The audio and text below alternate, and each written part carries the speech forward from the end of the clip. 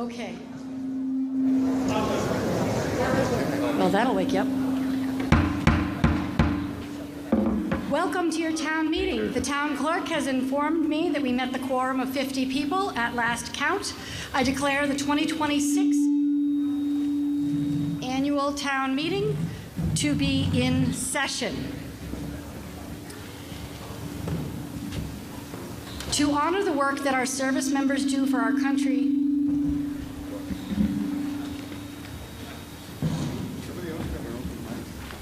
Kevin, you good? To honor the work that our service members do for our country every day, our invocation will be read by a veteran, Stephen Kennedy.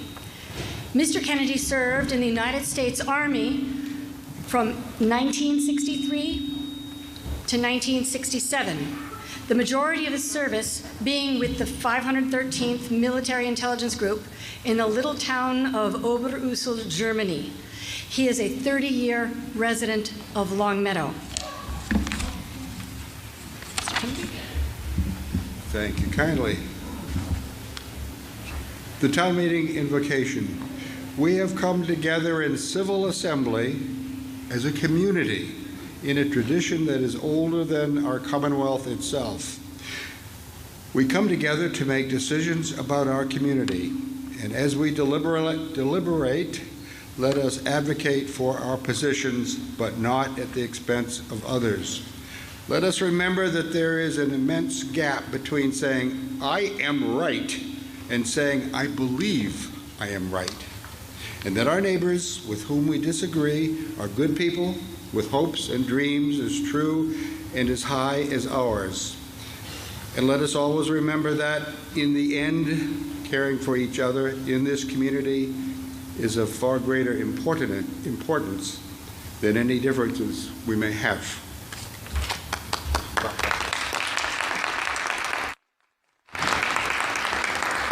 Thank you. I now welcome Aisha Anis, who will lead us in the Pledge of Allegiance. Aisha is a junior at Longmeadow High School, where she excels in advanced mathematics and logical analysis. She participates in the 100-meter and shot put events for Longmeadow High School track and field. She is also a summer camp volunteer for the Islamic Society of Western Massachusetts, and she's one of the best neighbors anyone could ever have. Please rise and remain standing for those who are able to do so. We will have a moment of silence afterwards. Hand on heart, flag on the left. I pledge allegiance to the flag of the United States of America and to the republic for which it stands, one nation, under God, indivisible, with liberty and justice for all. If you could please remain standing for a moment of silence to honor and remember those service members who have sacrificed for our country.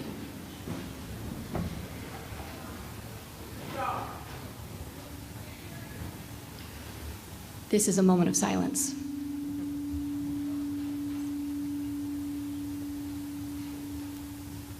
Thank you. You may be seated. The national anthem, Star Spangled Banner, shall now be performed by LHS Junior trumpeter Noah Eaton. Noah?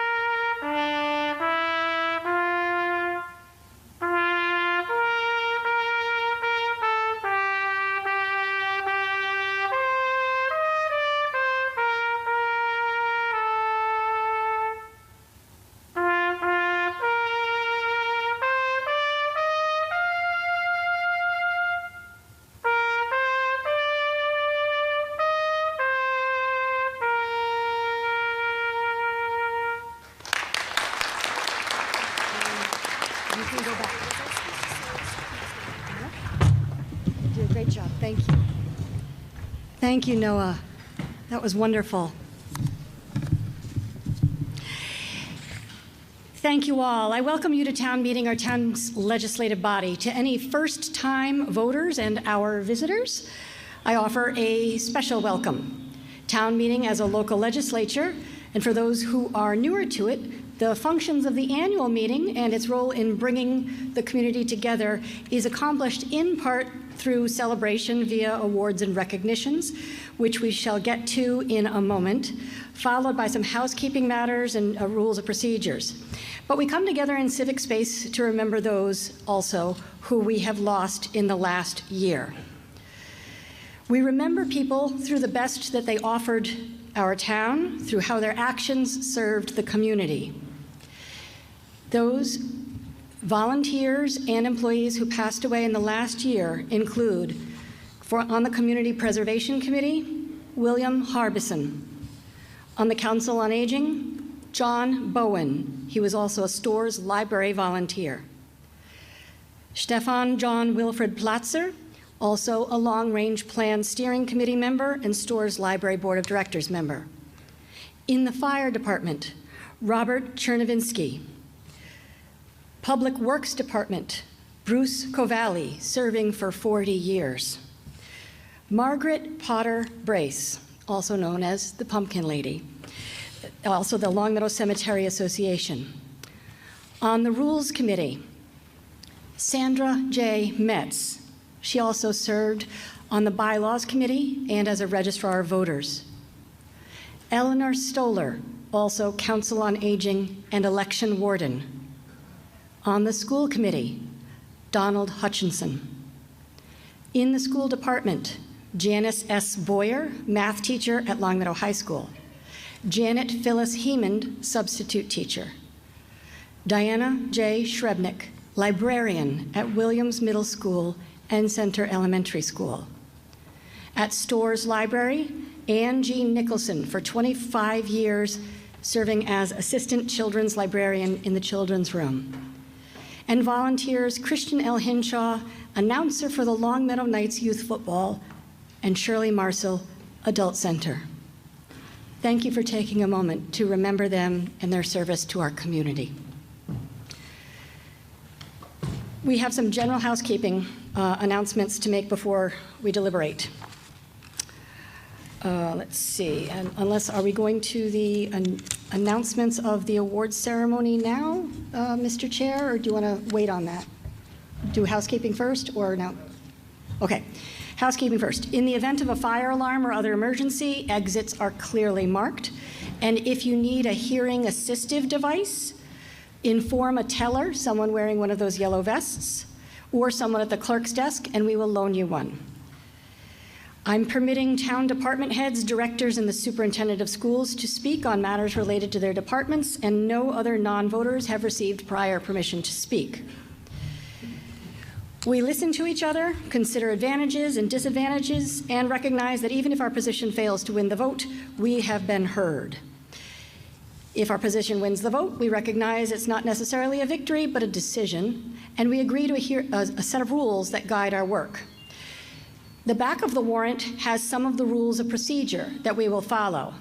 Rules are from Massachusetts general laws, the town charter, bylaws, and the last issue of Town Meeting Time, the rule book for town meetings. So please refer to the warrant for any specific rules of procedure. In general, all remarks are addressed to the moderator. Note that some motions that are said orally may differ slightly from as printed in the warrant. So we're voting on what is said orally. We vote on motions and not articles. If you have a question about how to accomplish something, just ask. Go to the yellow microphone and ask.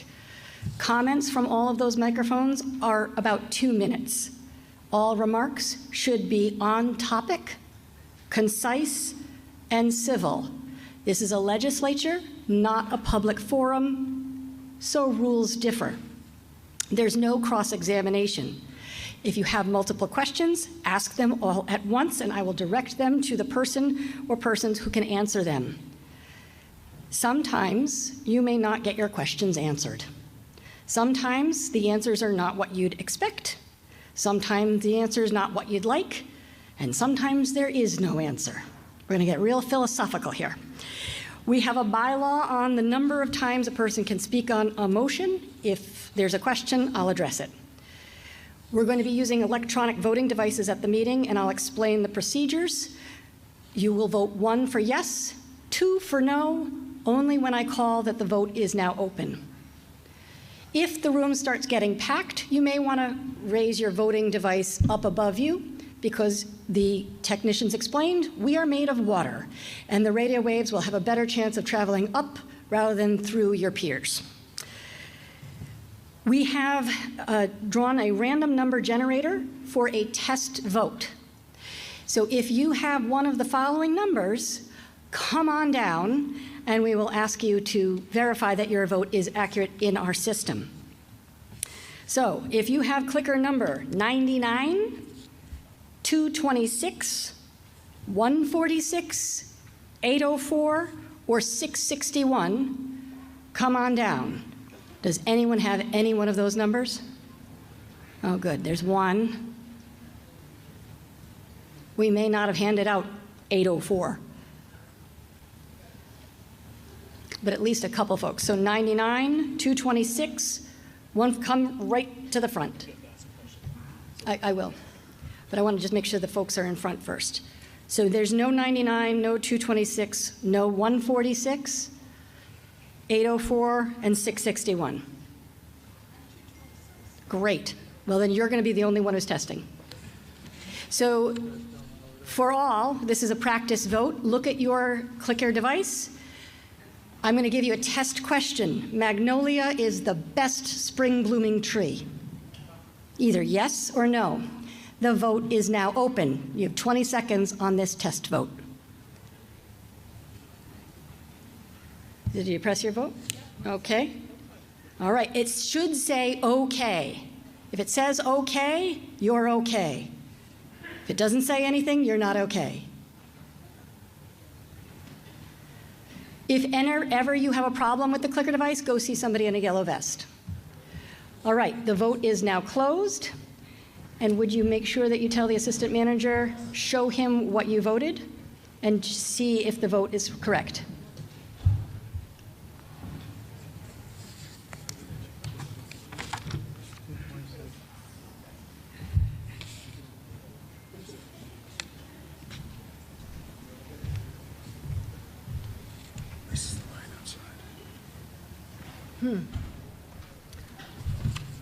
Do we need to delay? I'm going to be making a moderator statement, so like it's 2 pages.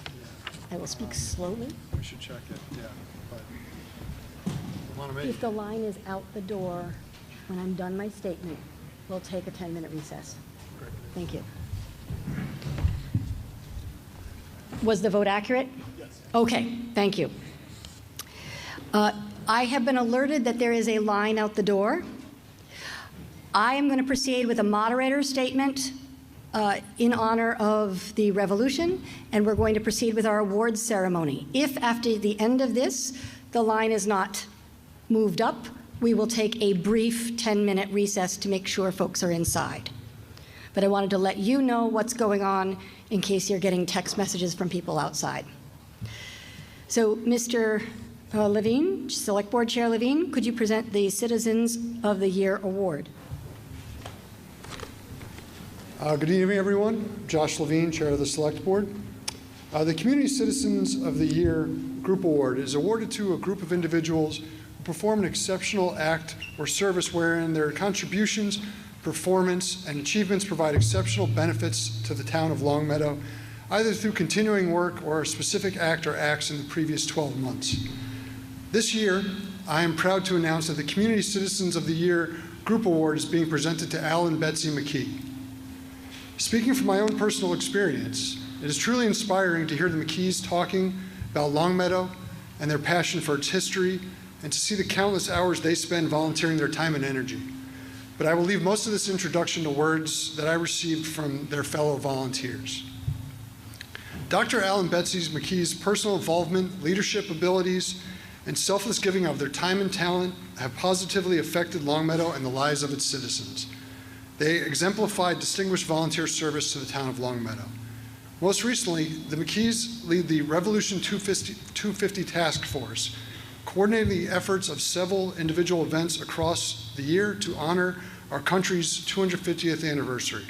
Their vision and collaborative spirit have ensured that events are many and meaningful. They have advocated for widespread community involvement from a diversity of Longmeadow residents. Without their leadership and commitment, our township would not have as many events and activities taking place in 2026.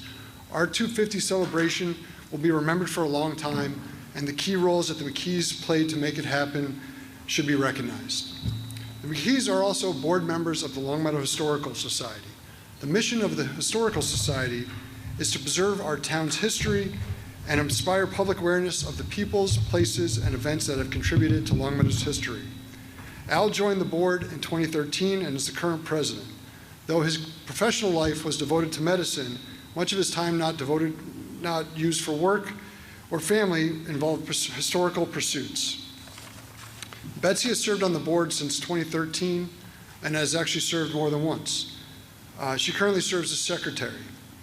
Her interest in history was sparked at an early age by her mother, who was interested in genealogy. Their combined research led to Daughters of the American Revolution memberships and a lasting interest in searching for ancestors. Another important factor in the McKees' work with Melissa Cebulski and Elizabeth Hoff has been, to quote their mission statement, uncovering and documenting the names and stories of the Black men, women, and children who lived within our community during the 18th and 19th century. Our goal is to bring forth the names and stories of these people whose historical record is harder to find. They also serve in the Longmeadow Cemetery Association with the mission of honoring the memory of those who have chosen these grounds as their final resting place. They preserve and maintain the heritage of the cemetery and create an attractive environment for people to enjoy.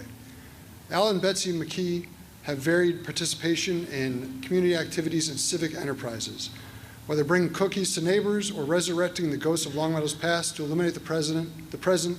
McKee's steadfast commitment to the service of others in our community's history ensures that Longmeadow, a wonderful place to live and raise a family, adapts to times with respect for the past. Please join me in recognizing Al and Betsy McKee as the Citizens of the Year.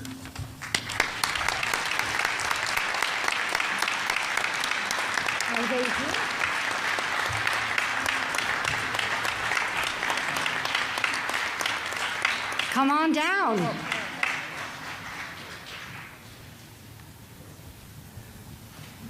Boy, I'm real glad you're here. Come on around. Come on around. We'll do a picture. See, I should have dressed up. Congratulations. Thank you. Ready? Go for a picture. Come on. Yes.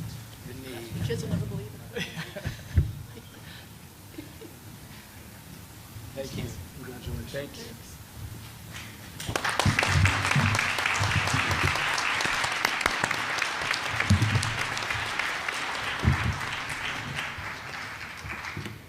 Thank you, and congratulations to the McKees.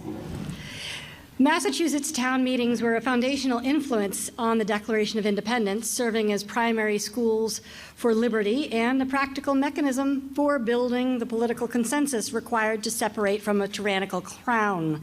When the British passed the Massachusetts Government Act in 1774 to ban town meetings, it was taken as a direct assault on liberty. In response, many towns barred their doors against British soldiers to continue meeting, often enumerating the grievances listed in the Declaration. The meetings acted as they do today as a place where neighbors deliberated until a common will was reached. Nearly 60 Massachusetts towns in 1776 alone debated the notion of independence. Some issued declarations on their own. These statements included the principles and phrases adopted in Philadelphia, such as pledging lives and fortunes to the desire for and demand of independence. John Adams and John Hancock, himself a town moderator, took the directives as the legal and moral consent of the governed required to sign the Declaration. town meetings were the ghostwriters of the Declaration. The process of town meeting deliberations and votes translated local grievances into a unified philosophy of natural rights. These natural rights informed the aspirations enumerated in the Declaration of Independence we now revere. It caused the spark of the revolution in 1775 to become the full conflagration of the American Revolution in 1776. In 1775, in Longmeadow, still a precinct of Springfield, thought of independence for the precinct. At a meeting on November 20th, participants voted that, quote, "We will proffer a petition to the great and general court praying that we may be set off as a separate town or district from the town of Springfield." We would later become the first town to be incorporated in the new nation. But the developing war was on the minds of the inhabitants, as on April 9th, 1776, Dr. Stephen Williams wrote, "I hear of tumults and disorderly practices, stupidity, hardness of heart, and atheism and unbelief prevail. The British ministry breathes out cruelty against the colonies still. Things look darker and darker." On August 11th, 1776, the Declaration of the Continental Congress, the Declaration of Independence, was read publicly in Longmeadow. Stephen Williams noted in the diary, "Notwithstanding the awful circumstances we are in as a people, and have the sound of all the alarm of war, and have a great number of people collected to oppose our oppressors." It is the spirit of 76 which lives on today. We are responsible for the community that we formed together. Longmeadow honors the spirit of democracy that overcame tyranny and draws inspiration from the examples of our predecessors in the work we do to engage our neighbors and friends in democratic self-governance. I will check on the line at the door. If we need to, we will take a brief recess.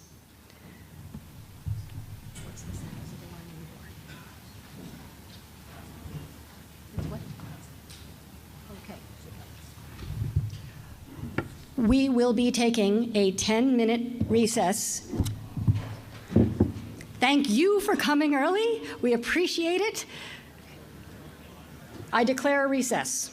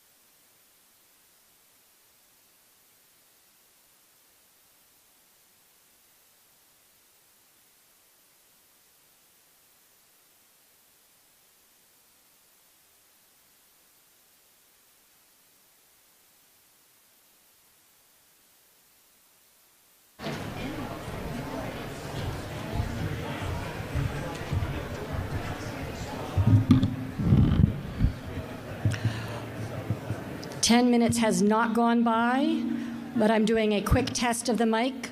I heard that there were some people who had trouble hearing me. In the back row, if you can hear me, raise your hand. All right, now wave. Thank you. Could start a wave.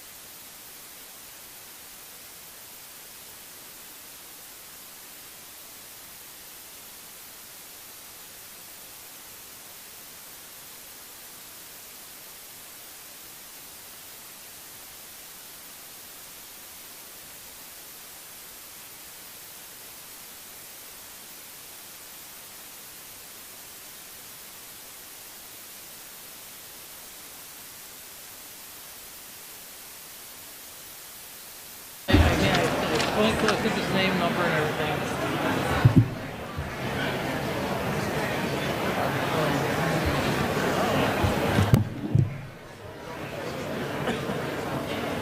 You all ready?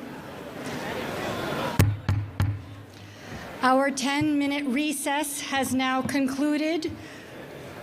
We are returning back to order.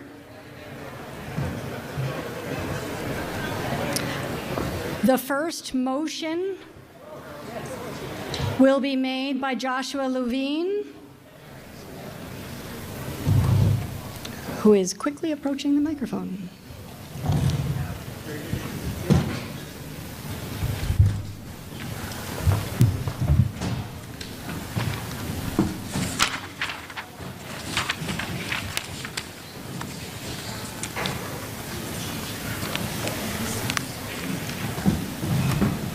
Ready, Madam Moderator? I move that the town vote to approve Articles 1, 2, 3, 4, and 5 as part of a consent agenda. Second. The consent agenda will call out Articles 1, 2, 3, and 4, and 5. I will name the subject matter for each article. If you would like to call it out to have a separate discussion and/or vote, well, definitely a vote, on any article, just yell out "hold" when I say that number. Article 1, Goldthwaite. Article 2, snow and ice. Article 3, Revolution 250. I am calling that one out. Article 4, DPW. Fence and playground inspection. Article 5, OPEB. Hold on OPEB. So we are holding 3 and holding 5 for separate consideration. The motion for a consent agenda for Articles 1, 2, 4, and 5. I'm sorry, 1, 2, and 4. Forgive me. As a grouping. Are you ready? The vote is now open. Press 1 for yes, press 2 for no.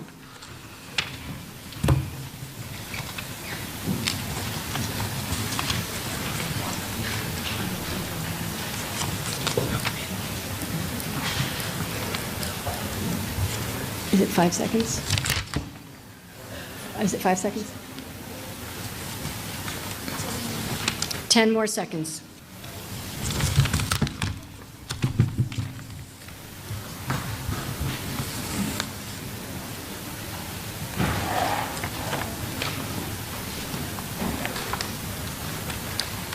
The vote is now closed with 395 yes, 49 no. The consent agenda is approved.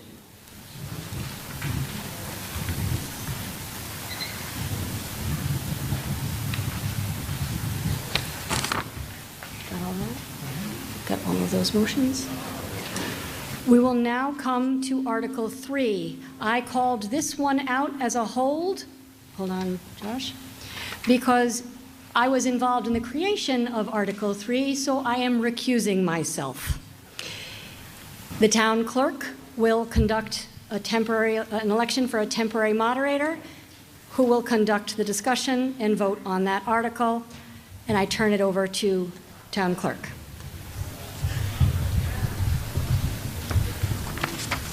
At this time, I would like to entertain nominations for a temporary moderator for Article 3 only. Any nominations? I nominate Pam Chandler.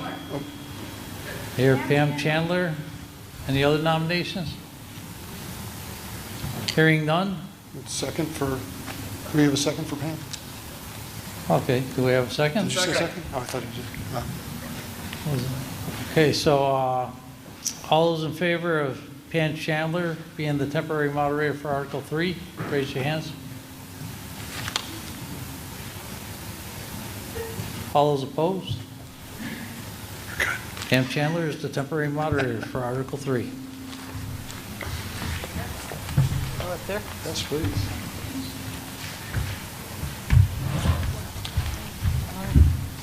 Hello, I'm Pam Chandler, the temporary moderator for Article 3. So let's begin. I recognize Chair Josh Levine for the main motion on Article 3. They say town meeting doesn't have new things. I move that the town vote to transfer from available funds in the Treasury the sum of $12,000 for the purpose of funding commemoration events and activities to mark the 250th anniversary of the American Revolution, coordinated by the Revolution 250 Task Force. Second. I heard a second. The motion has been made and seconded. You may speak to the motion. The 250th anniversary of the Declaration of Independence and the start of the American Revolution is this year. Massachusetts towns began declaring independence in 1774, and the Revolutionary War began in 1775 and lasted until 1783. Longmeadow was the first town incorporated in the new Commonwealth of Massachusetts after the war, and this article will fund events that educate and celebrate the Revolution and the principles on which the nation was founded.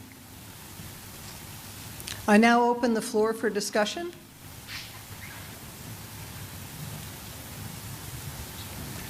Seeing no further discussion, we'll come directly to the vote on Article 3. This vote requires a simple majority. You will have 20 seconds. Press 1 for yes and 2 for no. The vote is now open.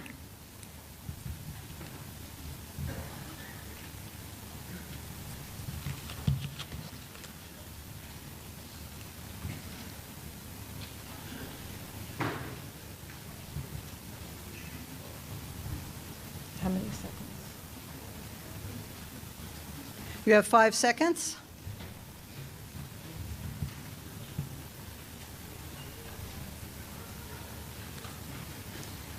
The vote is now closed. With 420 yes votes and 93 no votes, the motion for Article 3 has passed. I will now pass the town meeting duties back to our moderator, Rebecca Townsend.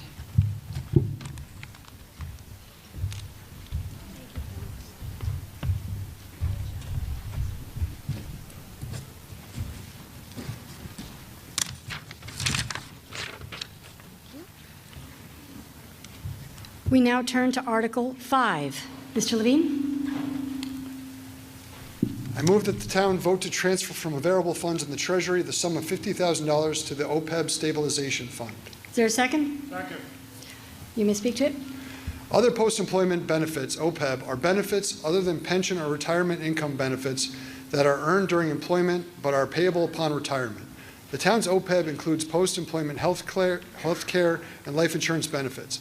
Generally, accepted accounting principles view OPEB as a form of deferred compensation and require that the costs related to these benefits be recognized during employment. Annually, the town pays for actual health and life insurance benefits for retirees, currently costing $1,448,924 and funding $275,268 for active and retired employees. As of June 30th, 2025, the calculated unfunded liability is $20,402,099. Thank you. Finance Committee recommendation? Finance Committee recommends Article 5. Thank you. Further discussion? Yellow microphone. Hi, excuse me, Larry Starr, 81 Williamsburg Drive. In the OPEB, I have questions for the town manager, I believe. The OPEB, there is an unfunded liability of over $20 million. That is money that we will have to pay over time to pay this liability off, but does not show anywhere on our books at the current time, other than here. What is the estimated, reasonable estimate of what we're going to need to pay to improve our sewers and water lines as well, which is also not a number that is in the budget itself, but that we have to take into consideration for all the things we spend money on? That's, Mr. Starr, that the water and sewer issue, that's a separate issue. If you, I can ask about the OPEB stabilization fund. Well, the question is related to this because these are unfunded items. I'm just looking for a total beyond the $20 million that we're showing here. Unfunded items I can ask about. Yeah, that's what I'm asking. Do you have any estimate on unfunded items? You could come here. This is going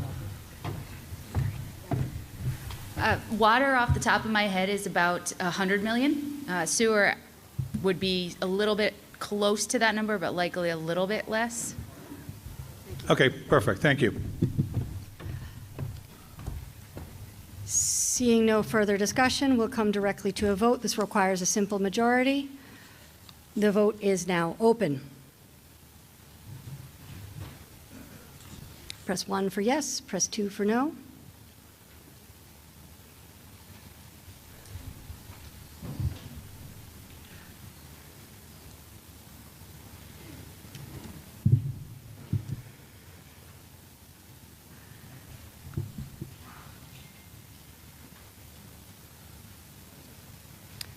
You have 5 seconds left.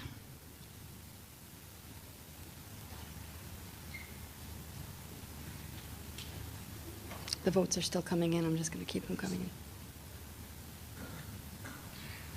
All right, the vote is now closed. With 391 yes, 126 no, the motion passes.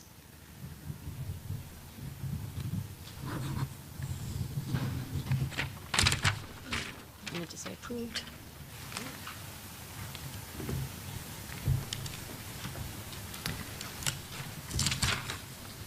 Mr. Levine, Article 6. I move that the town vote to appropriate the amount of $8,694,432 for the purpose of paying the final design and construction costs of replacing the roof at Center Elementary School, 837 Longmeadow Street, Longmeadow, Massachusetts, including the payment of all costs incidental or related thereto, the project, which proposed repair would materially extend the useful life of the school and preserve an asset that otherwise is capable of supporting the required educational program and for which the town may be eligible for a grant from the Massachusetts School Building Authority, MSBA, said amount to be expended under the direction of the School Building Committee. To meet this appropriation, the treasurer, with the approval of the Select Board, is authorized to borrow said amount under MGL Chapter 44 or pursuant to any other enabling authority. The town acknowledges that the MSBA's grant program is a non-entitlement discretionary program based on need as determined by the MSBA, and any project cost the town incurs in excess of any grant approved by and received from the MSBA shall be the sole responsibility of the town, provided further that any grant that the town may receive from the MSBA for the project shall not exceed the lesser of 1/52 5/100% of eligible approved project costs as determined by the MSBA, or 2, the total maximum grant amount determined by the MSBA, and that the amount of borrowing authorized pursuant to this vote shall be reduced by any grant amount set forth in the project funding agreement that may be executed between the town and the MSBA. Second. Motion has been made and seconded. Finance Committee recommendation? I'm sorry. Erica Weeda? Finance Committee recommends Article 6. And the School Committee recommendation? Name and address, please. The school committee recommends Article 6 also. Thank you. Any further discussion? Yes, at the yellow microphone. Woodsley Road. Just a quick clarification, 52.05% is the maximum that the MSBA will participate for eligible costs. So now, having managed and built several school projects for other cities and towns here in the state, I do want to clarify for everybody here at the meeting, but also ask a question about eligible costs. I think for the roof are pretty much going to be close to that, but do we have anything that has been specifically ruled out already in this cost that will add to the town's responsibility for payment? I mean, Thank you for the question. Are you able to answer that? Okay. Town Manager? Town Manager Lynn Simmons, yes, we do have some costs that have been already ruled out. so what would that amount to be so far? This is going to be awkward here. hold on one second. Sure. What's your question, sir? So I'm sorry, again, Tim McKenna, 20 Yep, Woodsley. it's all right. So now, if we do know those costs that are not included in this, so what is going to increase our liability, the town's liability, and what percent does that bring that 52% down to? I mean, if we should already from the MSBA Yeah, thank you. have received an overall number to participate in this program. It's a summer program for roofs, windows, and furnaces. So I'd like to know how much more. I call John Dearborn to the microphone down here by the lectern as the project manager to address that question. Can you just repeat your question for me? Sure. Yep. Yeah. So having been in your shoes, the owner's project manager for projects like this, we do have an eligible amount that is done by the state for each town for projects like this. But it does not, so the town is, just so people are clear here, this does not mean that the state, the MSBA, is technically on the hook for 52.05% of the cost of this project. There are going to be exclusions, which we know about. So I want to know what percentage, instead of the 47.95% that the town would expect, what's that percentage? Is it more like a third? Specifically, is what I Mr. find. Dearborn. Yep, thank you. So the number Mr. Levine read to you is the total project estimate right now. Our original reimbursement rate for the project was 52.05%. Yep. So the difference between the 52 and the 47 is all ineligible, which is some of the slate, some concrete work, things are outside the envelope. Okay. But Thank you. any idea Thank about you. what we're talking about for the scope Sir, of that? If you have any other questions, please ask them right now. That's it. Yeah. So that's what specifically I want to know. Typically, again, in the Form 3011, they will have those exclusions written out and identified. Yeah, we have that. Okay, so what is that amount? I'd have to break out the budget. I can give you that. So I would like to make sure that, so we do not have a complete, so this is my motion. No. I'm not going to be allowing the back and forth any further. You had your answer. If you'd like to, you have spoken. You have, excuse me, sir. Excuse me, sir, you will come to order. We have a bylaw that limits the amount of times someone may speak on a question. You have already exceeded that. In order to allow you to speak any further, we will have to have a vote of the meeting to do that. And so if you'd like to have a vote of the meeting, then someone will have to nominate that issue because you may not make that claim yourself. Okay. So you may go to the yellow microphone and you may make that nomination.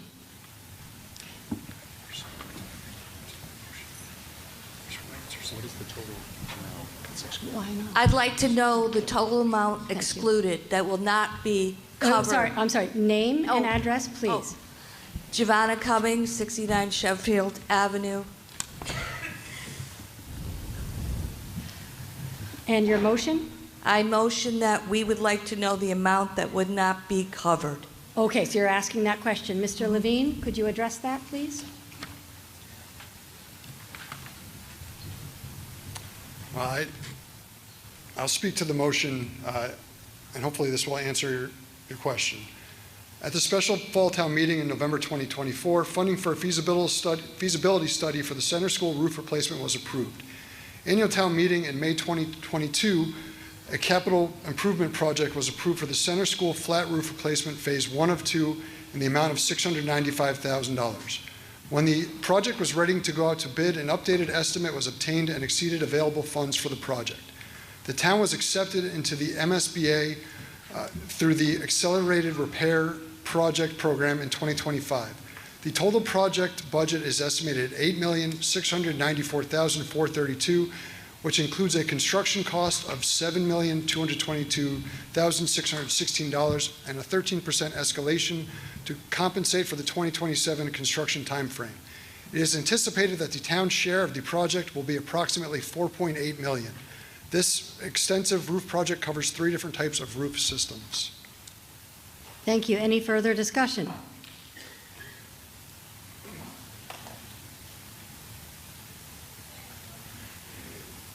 how much has been excluded by the state? Mr. Dearborn. Thank you. So about 1.2 million, but again, these are based on the estimates. We haven't put it out to bid yet. Okay. Thank you. Thank you. Any further discussion? Seeing none, we will come directly to a vote. This requires a 2/3 majority. Ready? The vote is now open.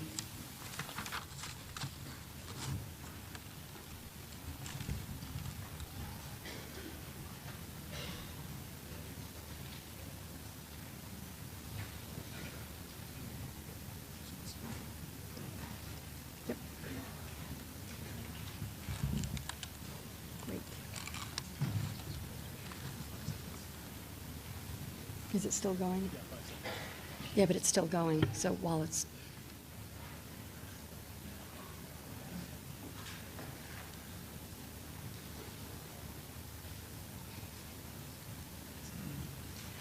You have 5 seconds left.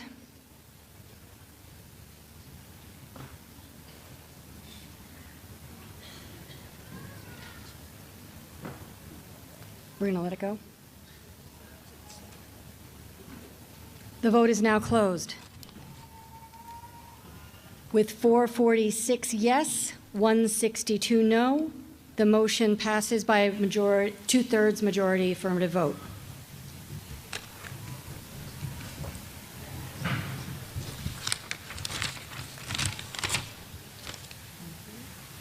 I see someone standing at the yellow microphone. Yes? Hi, Leah Boudreau, 132 Maple Road. I move to advance consideration of Article 28 to a time certain earlier in today's agenda, immediately following Article 7. Is there a second? Second. The motion is to advance consideration of Article 28 to after Article 7. So we are not voting on the content of the article. We're just voting on whether to advance it. And it's going to be set up in the voting system, so I just ask for your patience for this. This requires a 2/3 decision.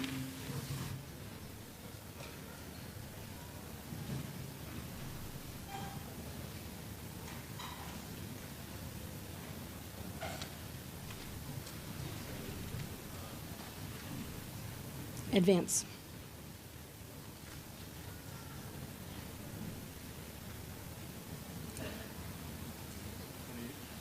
$28. Yes.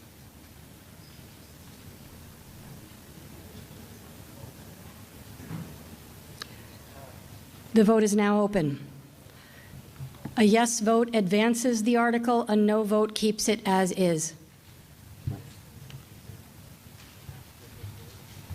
Yes, after the vote of Article 7.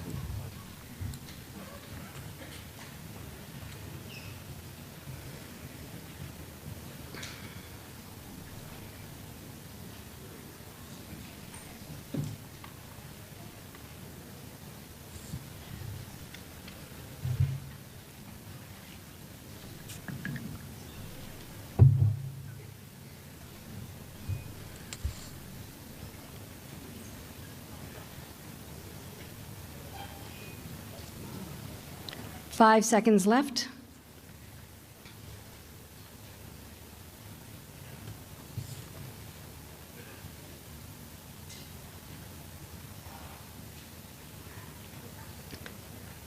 It's still going, so. All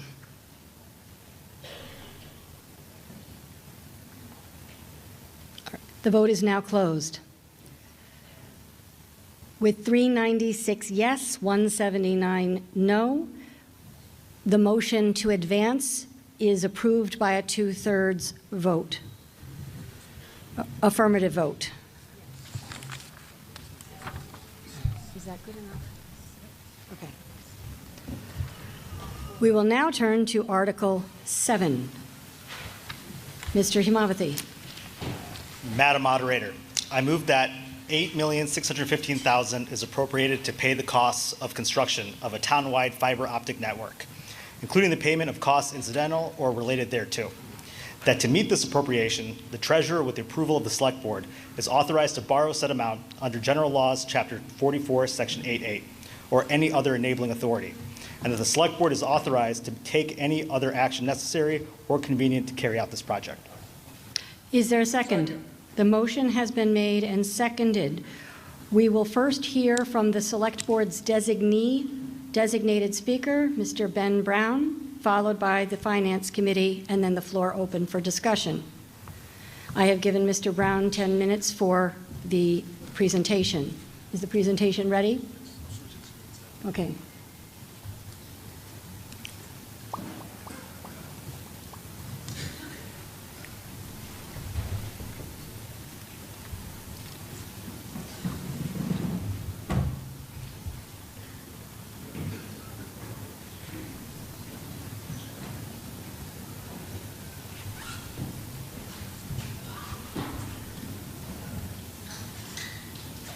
What's the problem?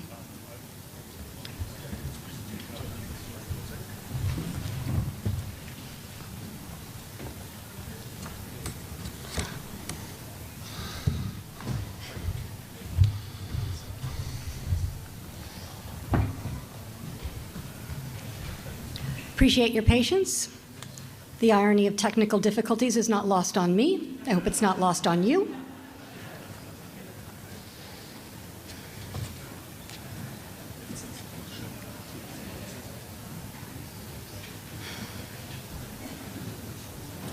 This doesn't count towards your time. Hey,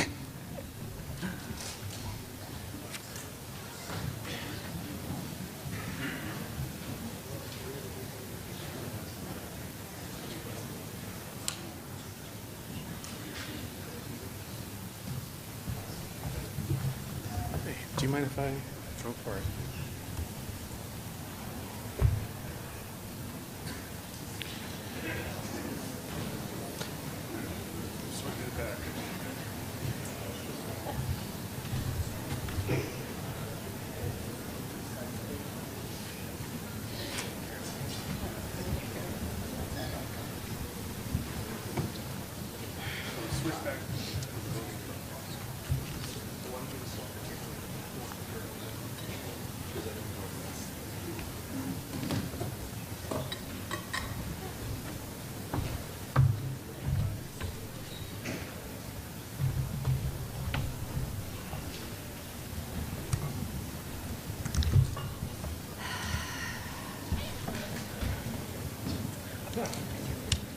Oh, wait a minute, why am I using that?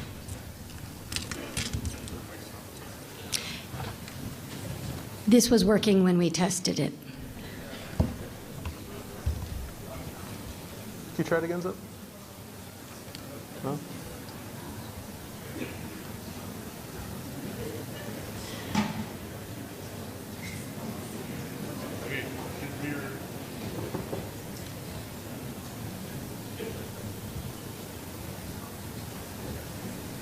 No. You want to do the entire... No, I know, but it's not... There you go. It's working.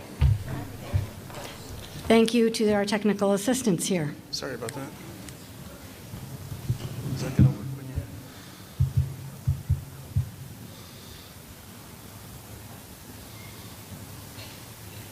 Okay, just advance. Okay. Good evening. My name is Ben Brown. I could start off with my professional credentials of why I'm qualified to give you this presentation. What I'll start off with is this. I grew up in this town. I'm a product of the Longmeadow school system. My children will be third-generation Lancers, and I'll pay the same $97 a year like everyone else. I've been working on this project since it started, and I want to tell you why I think we should vote yes today. Before I dive in, here's what I want to cover tonight. First, how we got here, what's happened over the last year and a half. Second, why this moment matters, why we have to decide now instead of waiting. And third, what we actually own at the end of this. A year and a half ago, voters here approved creating a municipal light plant.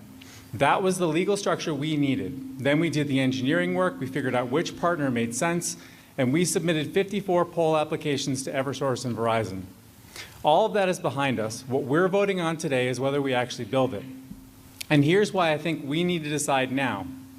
Some people will tell you that a private company is going to build this, that we don't need to. I want to be clear. Other companies have filed pole applications here. So have we. They haven't built anything. We've done the engineering. That's the difference. We can't wait for someone else to decide we're worth their investment. We have to decide for ourselves. But here's the real consequences if we don't vote yes tonight. The pole applications expire. The engineering work we paid for becomes obsolete. The window closes. If we want to restart in 2 or 3 years, we reapply. We pay another $250,000 for new applications. We start from scratch, and while we're waiting, someone else builds the profitable neighborhoods, probably less than half of the town, and leaves the rest of the town behind forever. We lose our chance to build equitably, to control it, and to own it. We can't get that back. And before someone says 5G or Starlink can replace this, they can't. Cellular internet was built as an extra service for people near towers. Starlink shares one beam with the whole Springfield area. Neither is a substitute for fiber in the ground. So let's talk about what this actually costs. This project will increase your property taxes. At peak, that's about $97 a year for a typical home. That's it. Now, if you decide you want the fiber service itself, there's a monthly fee, roughly $90 a month. But here's the thing. Right now, Comcast charges $100 to $110 a month for 1 gig that isn't really 1 gig. And those lower rates you see advertised, those are promotional. They expire. With town-owned fiber, you actually get what you pay for. Speed that doesn't slow down at peak hours, reliability that doesn't drop when it rains, pricing that's transparent, no promotional rates that quietly double after a year, no random fees, no surprises on your bill, customer service from people in this region, not from a call center or a script or an AI bot. And here's something most people don't realize about fiber. The technology can be upgraded at either end of the line without digging up the street. The fiber we put in the ground today is the same fiber that will carry whatever speed comes next. We're not building yesterday's network, we're building the foundation that everything else gets built on top of. Someone's going to say, I won't use it, why should I pay the tax increase? And that's a fair question. The answer is infrastructure. We're building an asset that the town owns forever. It generates revenue, it serves the people who want it, it keeps options open for the town to use it in ways we haven't thought about yet. I also know people are worried about the town's debt load. The middle school, water and sewer, that's real, and that's a real concern for everyone in town. But here's the difference with fiber. People using it pay for it. This isn't the first time we've been here. 30 years ago, this town faced the same set of circumstances. School funding we needed, a library expansion that we wanted, both adding to the debt, but we still chose to do them. Not because funding a library project meant giving something a subsidy, but because it was good for the next generation. We still walk through those doors today, and we're being asked to make the same choice the previous town meeting made.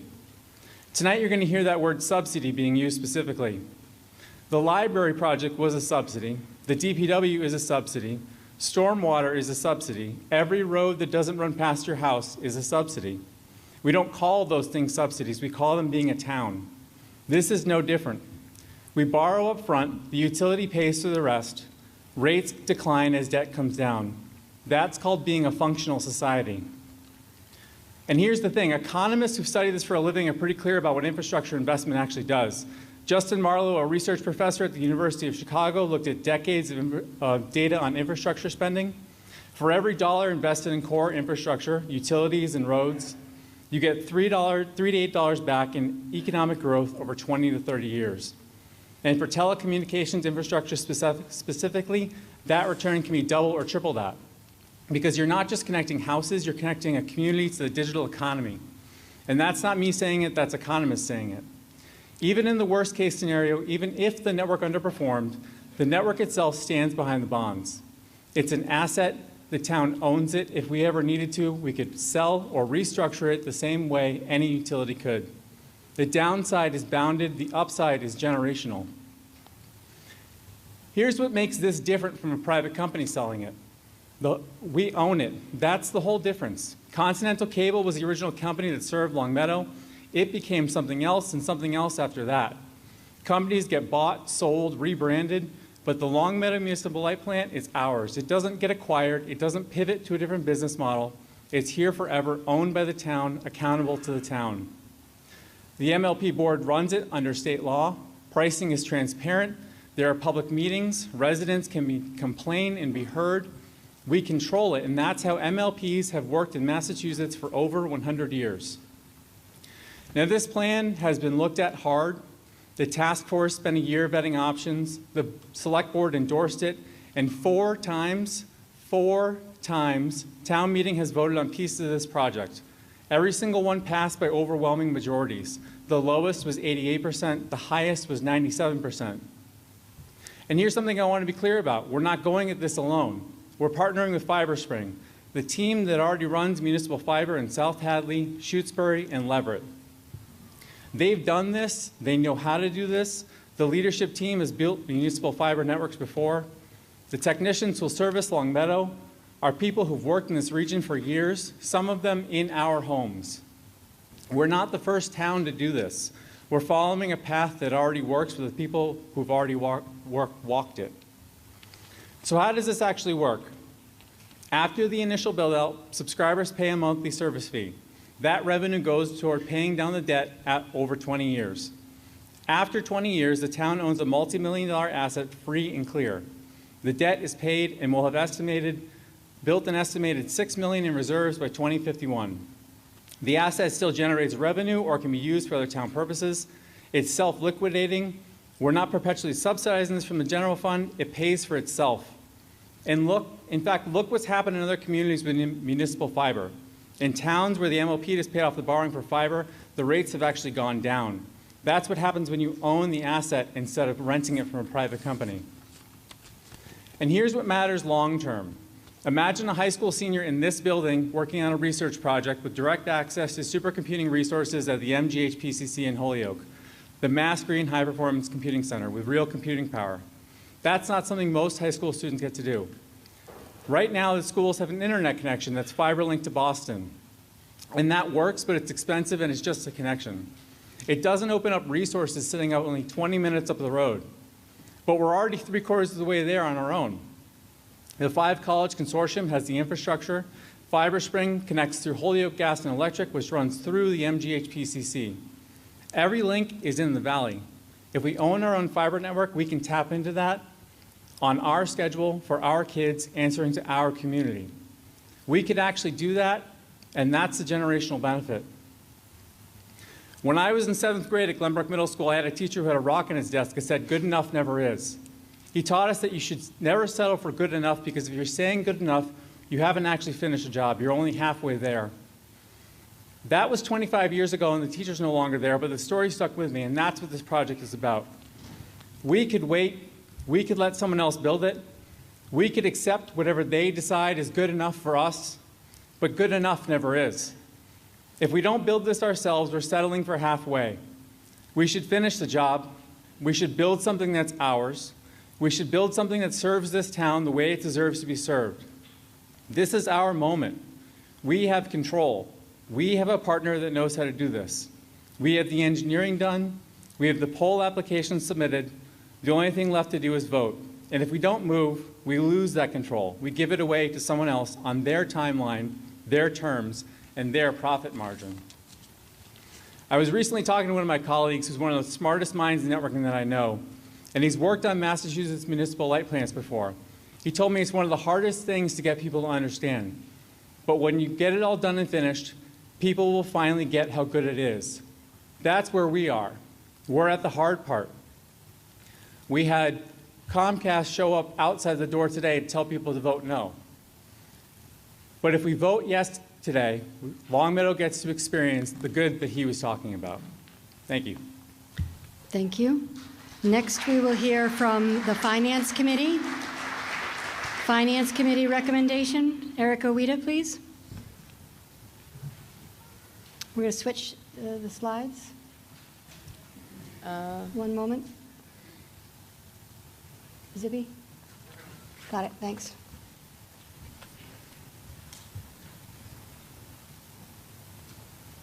To quote W.C. Fields, you never want to follow small children or pets. That's how I feel right now. Hi, everybody. We're going to do It's not yet up. Hold on. They're not that exciting. We're going to do something a little different tonight with our recommendations, so please bear with me. If you'll hold on one moment, please.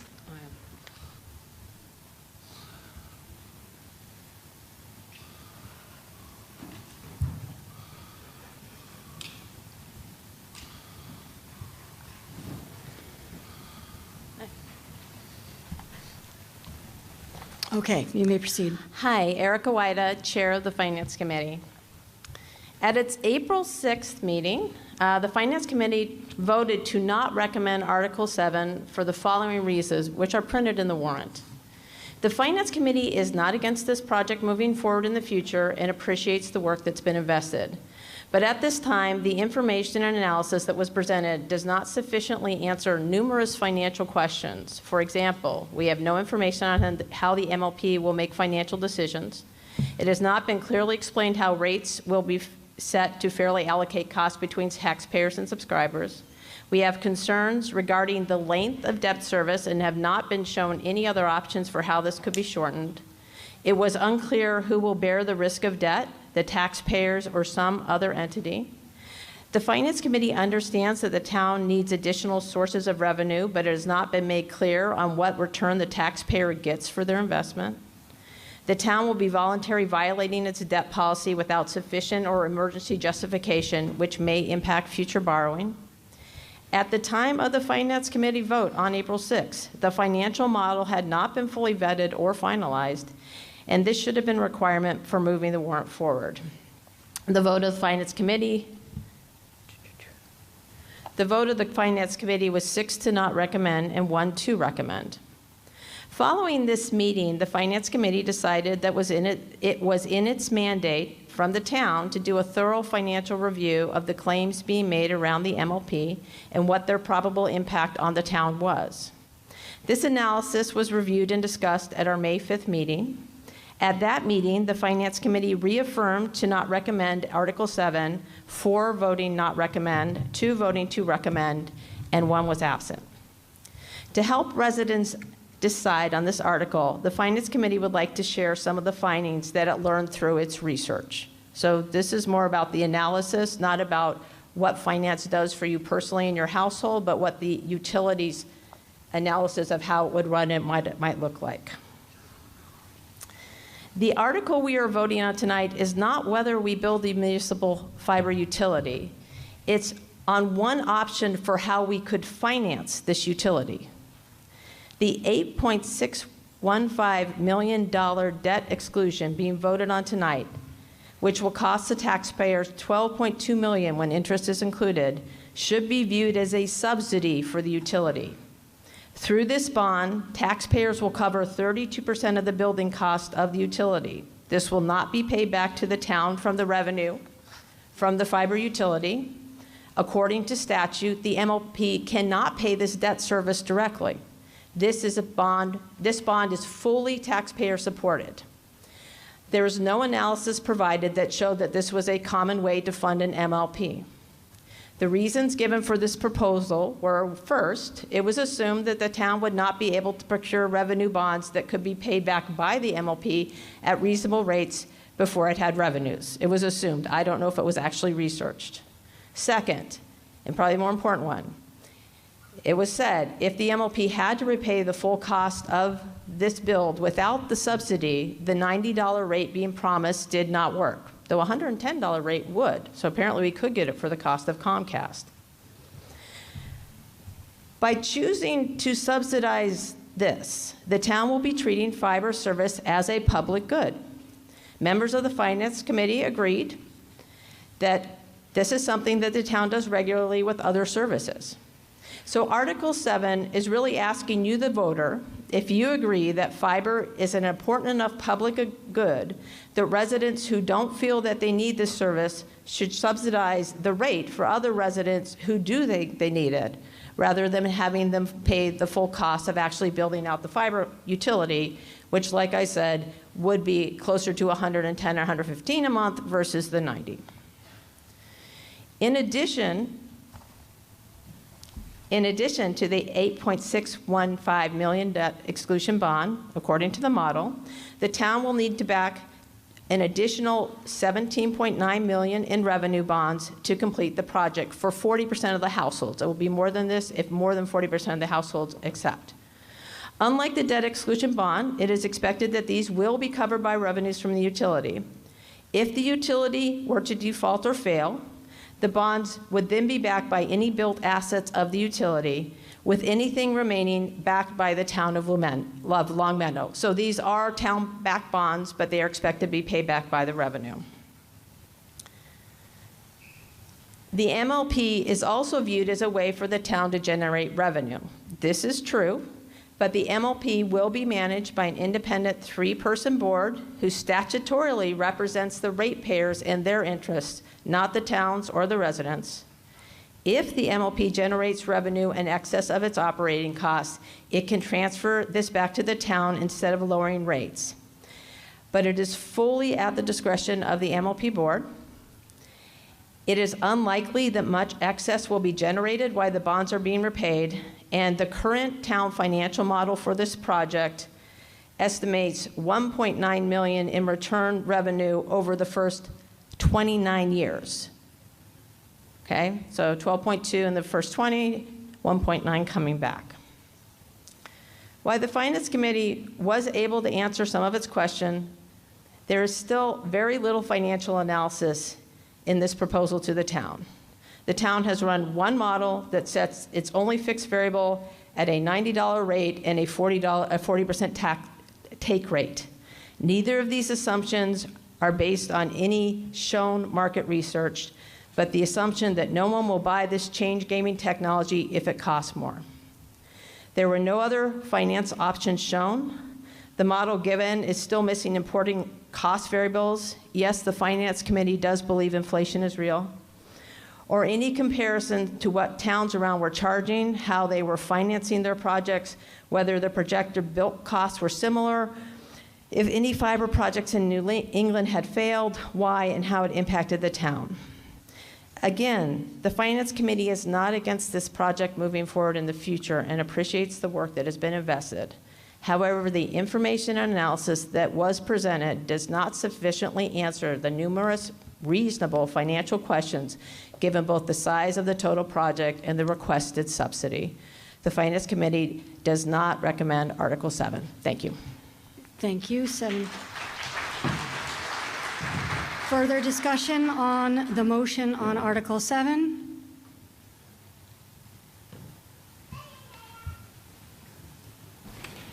Mr. Shea? Tom Shea, 81 Green Meadow Drive. I am not a technical expert. However, I have extensive experience financing MLPs and project finance. The $12.2 million property tax subsidy was not disclosed to taxpayers in the 4 previous meetings you've heard about, and the Select Board did not know of this until April 6th when the current financial model was presented.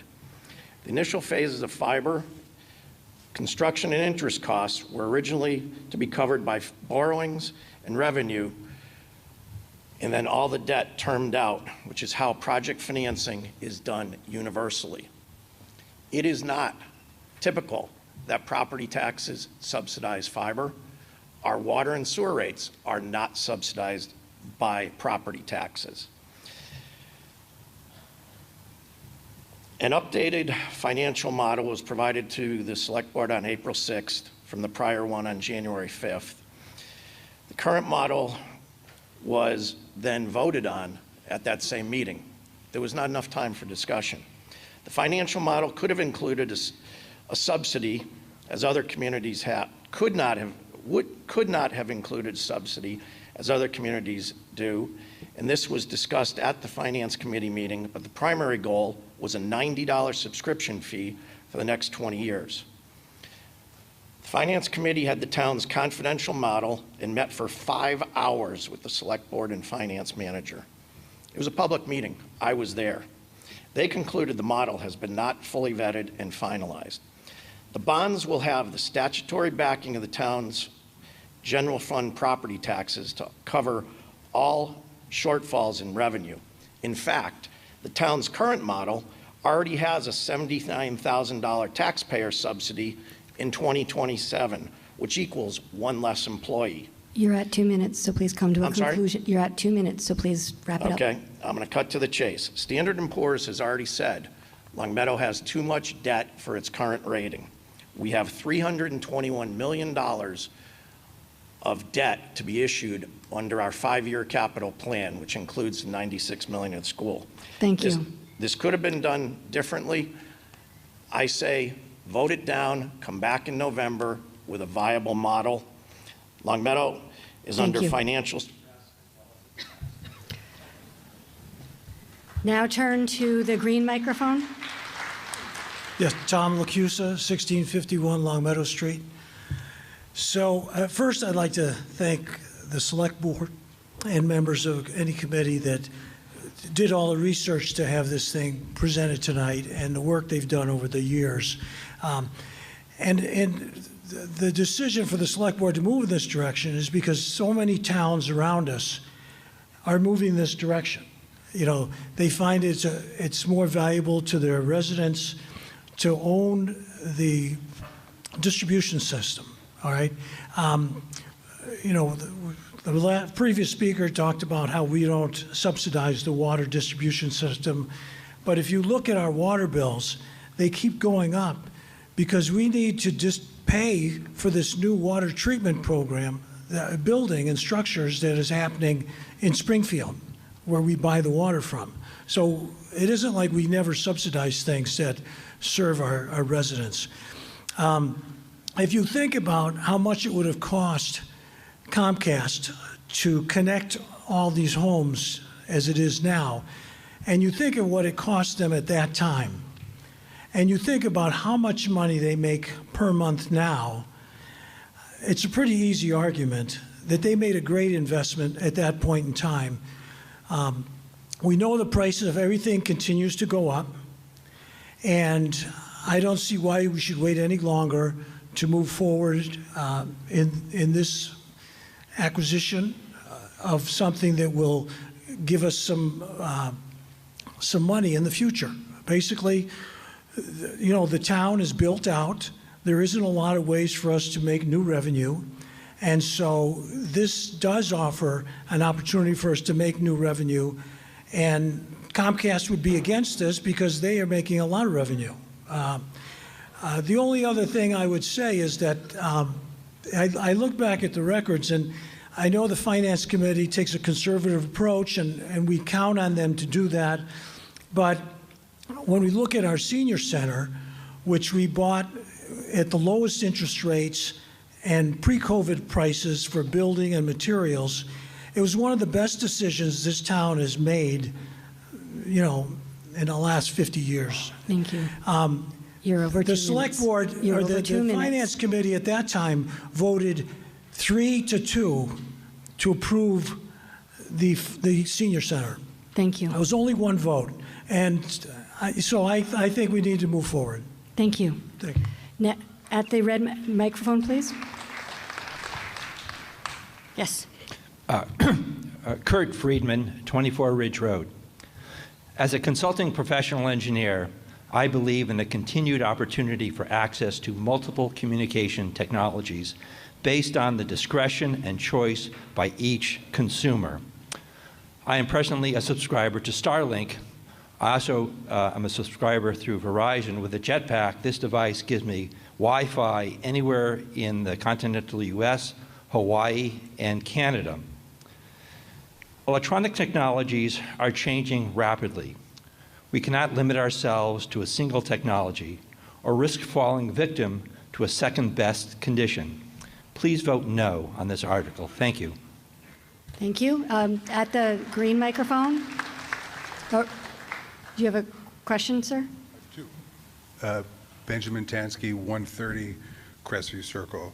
I have a question for the Finance Committee. How did you create your model? Is that all of your questions? I have a question, and then I'm going to go to the next mic. Yes, one question. Okay. Ms. Wida? Given the time and resources that we used the original Fiber Spring we used the original Fiber Spring model that was adjusted by Ian Coddington here in the Finance Department, and then we expanded it to allow for different assumptions as we went through it. We were not able to verify or check the underlying expenses in the model, so we had to assume that they were accurate. Thank you. Since there are other people, I'm going to ask that they speak first, and then you can get back in line, sir. Hi, Derek Fu, 35 Green Meadow Drive. I'm an IT professional. I have two questions. Thank you. First, how big is the bandwidth for the fiber network coming to town? Have we estimated if the population are all subscribing, is the bandwidth capable to handle every single home for the fibers? And if that's my first question. The second question is, there will be ongoing costs for operation expenses, like people have to manage it, equipment going to have phase out, like couple IT equipment typically 3 to 5 year life cycles. Are we factoring in those costs in the cost of the $90 will not be changed? And I would like to see the breakdown of the technical specification and also $90, like what they're going to go into the bond or the operational costs. Thank you. We'll try our best to get the answer to those questions. We'll do the best we can. For the technical question, Mr. Brown, could you address the bandwidth question? And then, Mr. Coddington, would you be able to address the latter question on ongoing costs? Mr. Brown. So FiberSpring is the service provider within the town. Their wholesale provider basically is Holyoke Gas and Electric. Today, Holyoke Gas and Electric has a 400 gig backbone. That 400 gig backbone was upgraded last year to 400 gigs, and they've told us that they would be able to go further than that. So the initial bandwidth would be 400 gigs. Thank you. Mr. Coddington? On the ongoing costs. Thank you. The question was about ongoing costs for the project. In terms of funding this, within the model, we have a 1 to 2% replacement cost that is built in that will be part of the budget. This will be used to cover ongoing maintenance for any replacement of IT equipment or lines that go down. Otherwise, any costs that come down during a storm would be covered through insurance. Thank you. Yes. Stephen Locke, 98 Brooks Road.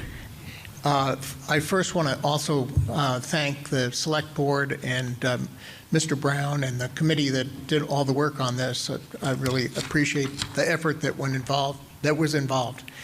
When I moved to Longmeadow from Wayland 4 years ago, I went from using Verizon Fiber in Wayland to first Comcast and then later trying T-Mobile in order to get reliable broadband service that I need for my practice of telemedicine. I'm a psychiatrist. I'm licensed in 6 states. I also have patients in other countries. I see people who seek me out because I have special experience for a rare disorder and they can't find treatment elsewhere with anyone who has that experience.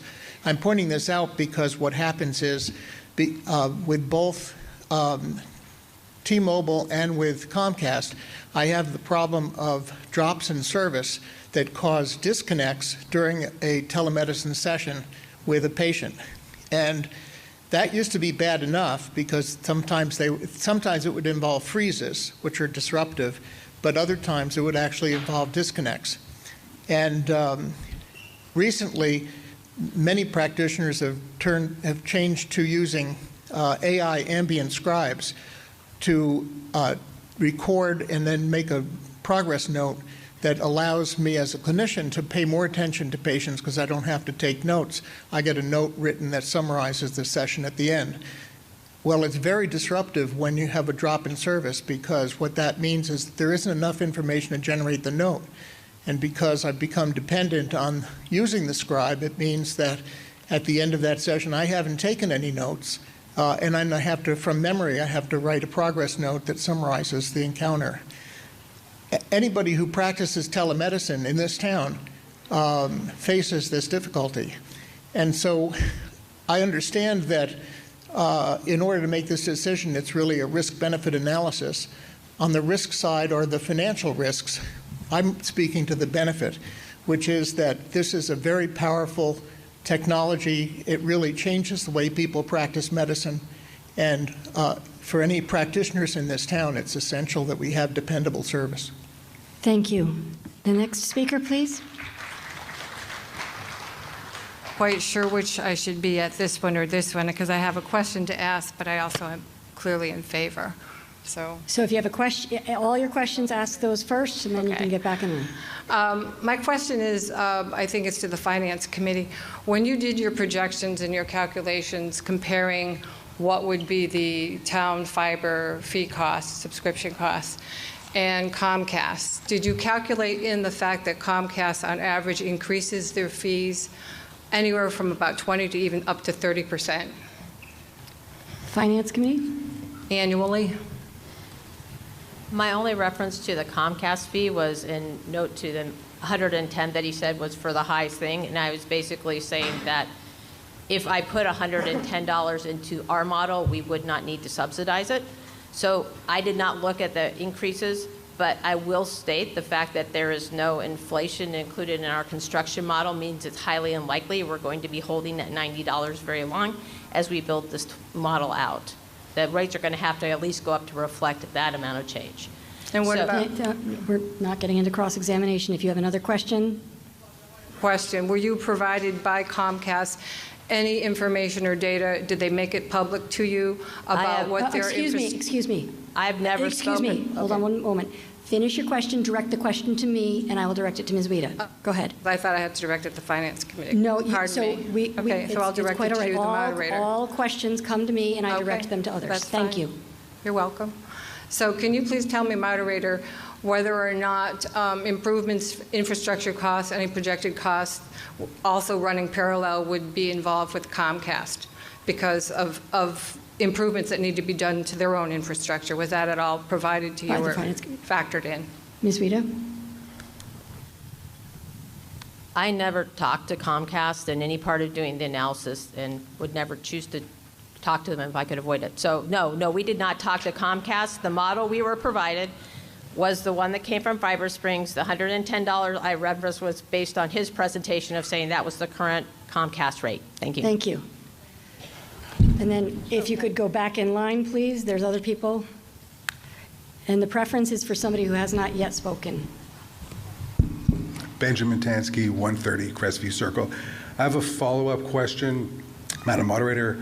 The $110 a month doesn't require a bond. How does the project get initial capital?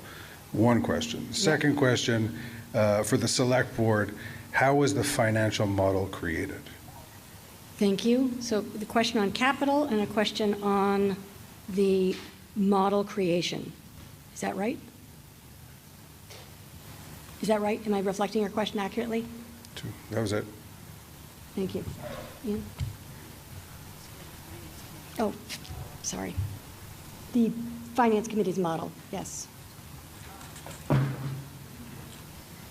And Mr. Tangsey, please repeat the first question. So The first question was, the $110 a month doesn't require a bond. How does the project get initial capital? Thank you. So to restate, the way that we are able to offer a $90 bond under the current model is by subsidizing the first $8.615 million of the build with town taxpayer money and not through the fiber. If we chose instead to purchase a revenue bond and bond the entire build cost through the fiber, I model it costs between $20 and $30 more a month to fully fund through the fiber utility rather than having to have the subsidy from the taxpayer. And Mr. Tangsey, the second question was on the select boards. The second question was, how did the financial model get created for the Select Board? Mr. Hemavathy, would you address that, please? Yeah, thank you for the question. So the financial model was first put together by Fiber Springs Finance Director. He is the Finance Director of Fiber Spring, an MLP for 45 years. And after he presented the financial model, our Finance Director, Ian Coddington, he adapted that financial model to fit what Long Meadow was trying to do. So, some background on how Fiber Springs financial model is put together. Fiber Spring completed their build-out of South Hadley in 5 years. Their build-out came in under budget and ahead of schedule. The budget and the assumptions that Fiber Spring used were very conservative. So for example, a 4% interest rate was put into the model. Our bond counsel has told us that we'll most likely get a 3% interest rate. They used a pretty good cost cushion for all their construction costs. The manager compensation is also much higher than what we expect. It's at $50,000 a year, but we'll probably be doing a stipend and maybe giving 5 or 10. So there's a lot of different places in the financial model that give it wiggle room. And then, some of the other aspects of the financial model that, I think were called into question by the Finance Committee. The Finance Committee read 7 questions that they asked after their April 6th meeting, after they met with the Select Board for 1 hour. Those 7 questions, the Select Board responded to officially, and we put that out. Everyone in town can read that on the website. The numbers presented by the Finance Committee tonight, I do not know where those numbers came from. They did not come from someone that was hired to do this. I think that the Finance Committee even said during their last meeting that they relied on research conducted by residents, so folks that were unappointed, unelected, not hired to do this work. So again, I do not know where any of these numbers that were presented tonight by the Finance Committee are coming from. But what the model that we're working with was actually put together by folks who are paid to do this, who have experience doing this, and have a track record of actually putting together a project like this and having that budget work and make sense and come in under budget. Thank you. The next speaker, please. Hi, John Fine from 60 Tecumseh Drive. Hope you all can hear me. Coming through loud and clear, sir. Okay. I have questions, and on behalf of my sister, who is a little incapacitated, I was elected to be the Speaker of the House. Anyway, it's 2 parts. How much will we ultimately borrow for this project, and how long is it going to take to finish the project, all told? Get everything into everybody's house. Thank you, Mr. Fine. Mr. You can answer it, Mr. Himavati. Yeah. Thank you, Mr. Fine, for the question. So the total build-out time frame is 5 years. So the town is split up into 5 different sections. Tonight, the first section is backed by property taxes. It is thought of as basically like startup costs to get the project up and running. There are going to be 4 additional borrowings that occur where the MLP, Long Meadow Fiber, will come to town meeting and present their financials to the town meeting and say, take a look at how much we have in subscriber fees, how much revenue we're generating. We're going to use this money to go out and borrow, even though this is not town money, right? This is money that Long Meadow Fiber has, that's subscriber-generated revenue. They still need to come to town meeting and get authorization before they can borrow, and it needs to be a 2/3 majority at town meeting. So 4 more times, the MLP is going to come to town meeting. They're going to show you the financials. They're going to say, look, we're making enough money to build out, another 1,000 homes. We need another $3 million. Town meeting, all of us can take a look at those financials and say, looks good to us, go ahead, or we can tell them to stop. So that's how the next borrowings are going to play out. And so for the total build out of the town, it's going to be $27 million. So the first $8.6 million is backed by property taxes. The rest is paid out by subscriber fees. And how long does it take to finish? 5 years. Thank you. At the red microphone. And speak right into the microphone, please. Yes. Good evening. My name is David Hart, 30 Windward Road, Longmeadow. As one of the members of the original task force, I want to make it known that at no time did we ever recommend to the Select Board or to the town that we use property taxes as a method to fund fiber. I think there's a way to do it without it. I just think we need to probably defer for about 6 months, retool it, get the finance and the legal committee on board with it, and I think there's a better way to do this. Also, in closing, please understand some of the comments that you're hearing. Longmeadow is looking for a new source of revenue. So we, the taxpayers of Longmeadow, will fund and pay for, or the subscribers of fiber will pay for the build of the network and use it. But when the debt is done, they'd like to use that money to pay for other things in town, not give us lower rates. So I say, we also need an independent MLP to be in control of this. An independent MLP beholden only to the subscribers of the service in the town who make the decisions whether the rates get lowered, raised, based on financial acumen and of how the business is run. Thank you. Thank you. All right. Yes, sir. Hi, Derek Fu, 35 Green Widow. I have two questions. One is technical, one is the cost. Is the $90 subscription fee, does it include the fiber modem? Right now, we're using coaxial modems. The fiber modem typically costs from $280 to $500. Is that something that the $90 subscription fee also include? If it's not, if it's include, those equipment going to be like run down or need to be replaced. And during the installation, is there any installation cost for each of the house in additional of the subscription cost? My second question is the wholesale providers. The broadband service provider, are we lock in their price in the futures? They are not going to be increased, which is impacting that $90 in the futures. That's all. Thank you. For the technical question, Mr. Brown, I'm going to ask you. And for the second question on cost, Mr. Hemopathy, I'll ask you.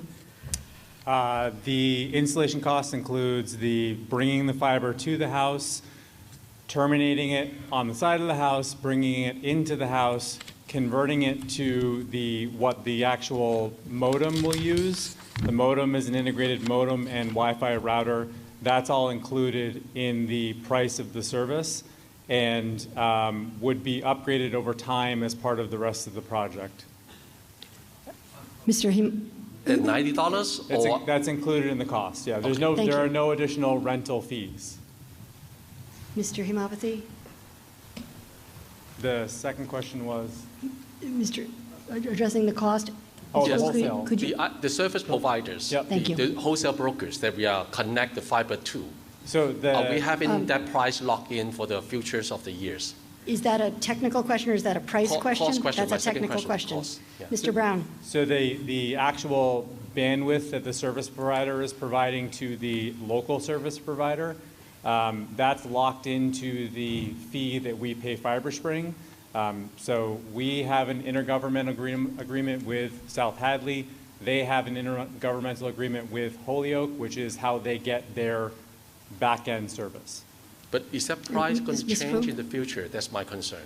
We can't hear you if you're that far away from the mic. Is and this is that the last price time. So it's going to be changing in the futures that we have to concern? And that's it.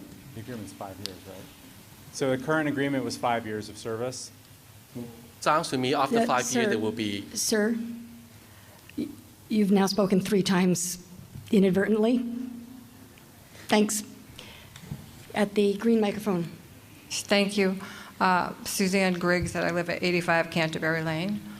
One of the things I do want to point out to the moderator and to those listening here tonight that I have done some extensive work in the telecom as far as activism and as far as research, and I can tell you that I have some real concerns about our community missing the opportunity to really take advantage of much, much better, stronger privacy and basically privacy and security that can be provided by a citizen-owned, municipal-owned internet or fiber provider.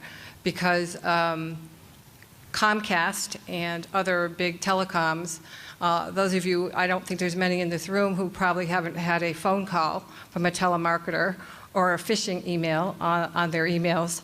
They collect, they do deep data packet searches, they hold on to, they curate, they also throttle internet speeds, okay? And what they do is they sell that. That's part of their business model. So we are all going to continue to be, if we are not careful and thoughtful about how we proceed in our vote, we're all going to be subject to more of that. Whereas there are laws, strict laws, that prevent municipal-owned, government-owned internet fiber optic companies, organizations, from sharing any of that data. They cannot monetize it. That is illegal. So I think it's really important to remember that, because I think it's something that has become more and more of an issue. And I thank you for hearing me tonight. And I want to also thank the town and all the members, including the Finance Committee, for the due diligence you have done on this. Thank you very much. It's not easy. Thank you. So just an observation, it is 8:50. We started this discussion at 8 o'clock. I would invite anyone who has not yet spoken on this issue to come to the microphone, please. Good evening. Peter Worley from 86 Dover Road. Quick question for the Finance Committee. It sounded like perhaps there was a suggestion in there that a $27 million revenue bond could be used instead of the proposed $8 million bond. And I was wondering if you could help me understand what the level of associated risk between a $27 million bond versus an $8 million bond would be, and what's your thoughts on that are? And that's all your questions. That's all of them. Thank you. Thank you. Ms. Weida.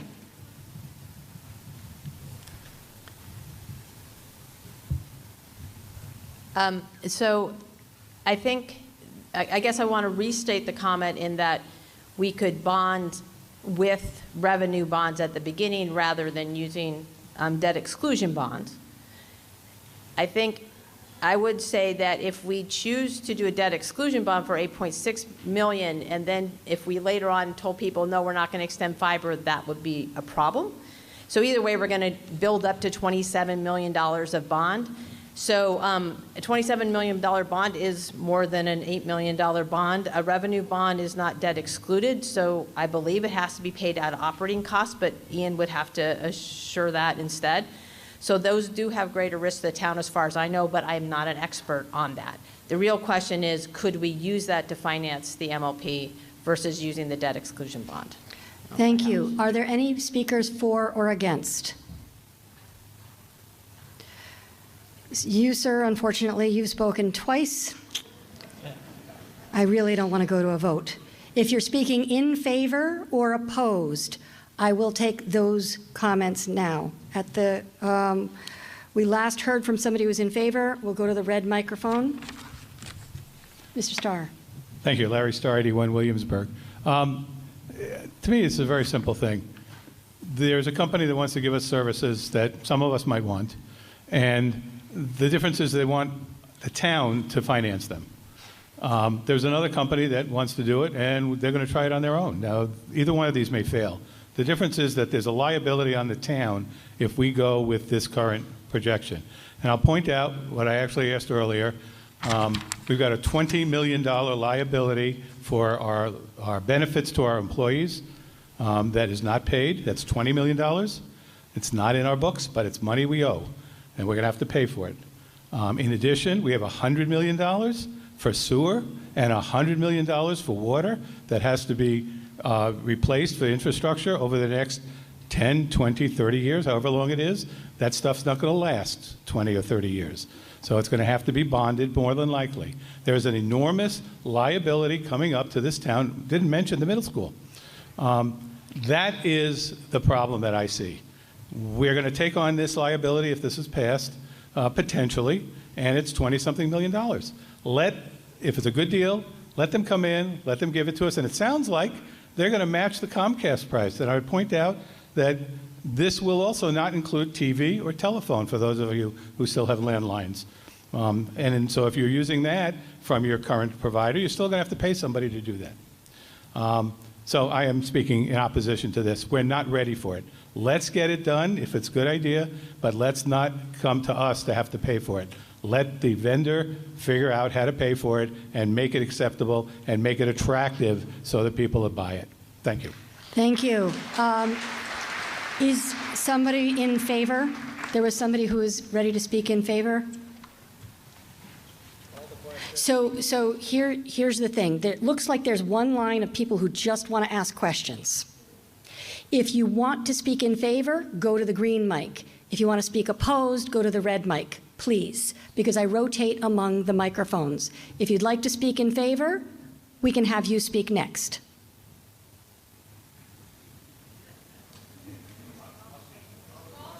No, excuse me, that is not in order right now, and you certainly can't do it from the seats. Thank you very much. At the green microphone, yes, please. Yep, Jamie Hench, 40 Eastham Lane. I'm speaking in favor after kind of the answer to a quick question in favor of this. Are you saying that my bill will be $97 with no extra fees? I paid my Comcast bill today. It is not $97. I'm only getting internet, but I have Internet Boost. I've got nickel and dime everywhere for modems. So this isn't really an apples to apples, and I feel like I'm not really getting a good enough information to know, is my bill going to be $97, not the $260.61 I had to pay today for just internet? Because if that's the case, then it's a significant reduction in what I'm paying to be a resident of this town, because you're getting rid of Comcast. So as all of these other fees go away on my Comcast bill, and I'm only getting paid $97, I would be in favor of it, because you're reducing my taxes, you're reducing my bills, but I haven't really heard that, and I'm just wondering if that is the case. Thank you. Well, that's more of a comment than a question, and so I'm going to then rotate to the yellow microphone, and we'll next hear from somebody who's opposed. I have a question. Leah Boudreau, 132 Maple Road. My question is regarding whether or not any residential surveys have been taken to gauge the actual appetite of residents in this town. I've heard some. Thank you. I'll get. Yeah, that's the question. Mr. Hemavati. Yeah, thank you for the question. So we were kind of in a good position here in that a lot of towns around us have already started this process. So we learned from a lot of other towns and followed their models and what they did. And in speaking with other towns before us that have gone through with this this model, most towns did not do a survey, and they cited different reasons why they did not think it was really that beneficial. It's really difficult to get participation. It's difficult to get a representative sample of the population to be able to do a survey that they could actually rely on and make these kind of decisions on. So what other towns did is kind of also what we followed, is to just look at the data and look at how the take rates are, or what the take rates are like, across the country and also in Western Mass. So across the country, take rates in communities that have fiber are around 47%. In Western Mass, it's usually higher than that. So our partner, South Hadley, who we would be working with, they have a 55% take rate. West Springfield, who did not have an existing MLP just like us, they created an MLP to offer fiber just like we're doing. They're about a year and a half, 2 years in, and they are already at a 50% take rate. So that means half of the people in their town that have fiber offered to them have switched over. And so that's why we felt comfortable looking at the data and making decisions based off of that than doing a survey. Thank you. Is there anyone who is speaking opposed at this point? All of you are asking questions in that line? You're all asking questions? Well, I'm going to recognize the person at the green microphone first. My name is Steve Kennedy. I live at 11 Western Drive. We've been in this town for 30 years, and we've had Comcast for the vast majority of those years. And the service, because we are at the end of the Comcast line, has been no other word but other than miserable. Picture yourself watching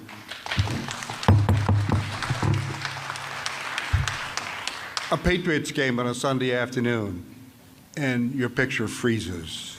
And by the way, I do not have Comcast for cable TV anymore. I use a streaming service. So I need something better than, well, they're promising me 300 megabytes per second. I do speed tests constantly, and I'm getting 10, 15, 25 megs per second download speed. Not enough, from my standpoint, to allow me to watch a football game or watch a movie or watch any other program that happens to be on television. So to me, service is what it's all about, folks. Do we want to have really good service, or do we want to go back to my way of thinking, the Stone Age, which is Comcast. So I'm all for proceeding. Thank you. Thank you. Thank you. At the yellow mic, I told her I recognized the yellow mic. You want to speak opposed? Yes. Is there anybody in line who wants to speak opposed? No. All right, at the red mic. Tim McKenna, 20 Woodsley. I outrank Steve. I've been here for 68 years. No names, please. But no, the reason Steve put his finger Excuse right me, on it. we don't share people's names. Okay. Well, so my predecessor said the exact word that I would say, want. We all want better service. Do we have to have it? Do we want to pay for it? That's all. Thank you. At the yellow microphone. Estella Jordan, 756 Longmeadow Street. Madam Moderator, I move to call the question. Thank you.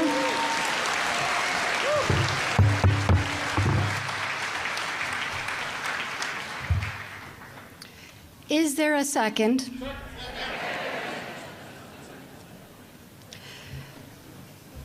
This is not a debatable motion. We will come directly to a vote on whether to end debate. A yes vote ends debate and takes us right to a vote on the main motion. A no vote allows us to keep talking. The vote will be open real soon. The vote is now open. Press 1 to end debate. Press 2 to keep talking.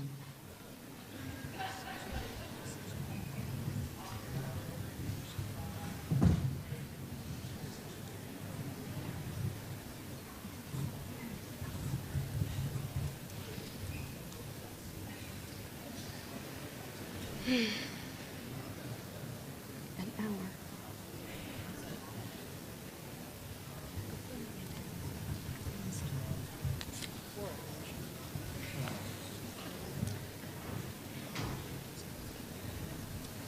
There's about 5 seconds left. Please vote now if you have not yet. This motion requires a two-thirds vote to end debate. With 602 yes, 44 no, we're calling the question. We will come right to a vote. This is the real one. The motion on Article 7. This also requires a two-thirds vote. Press 1 for yes, press 2 for no. The vote is now open.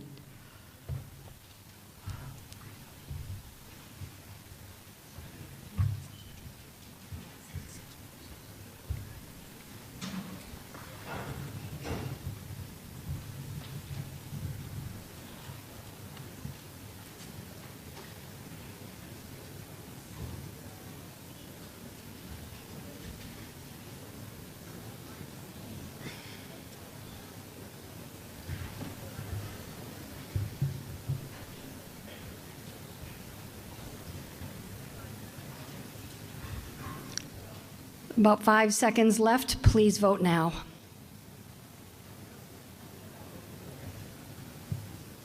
We're going to keep going.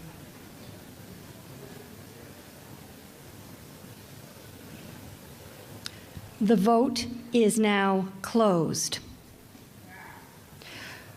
With 270 yes, 374 no, the motion fails.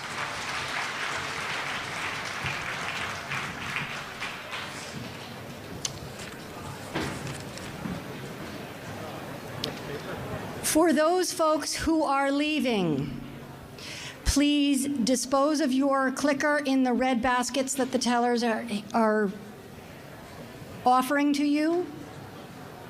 And do so quietly because we're moving on to discuss other matters.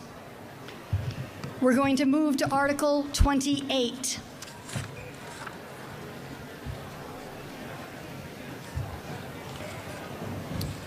Mr. Lamb.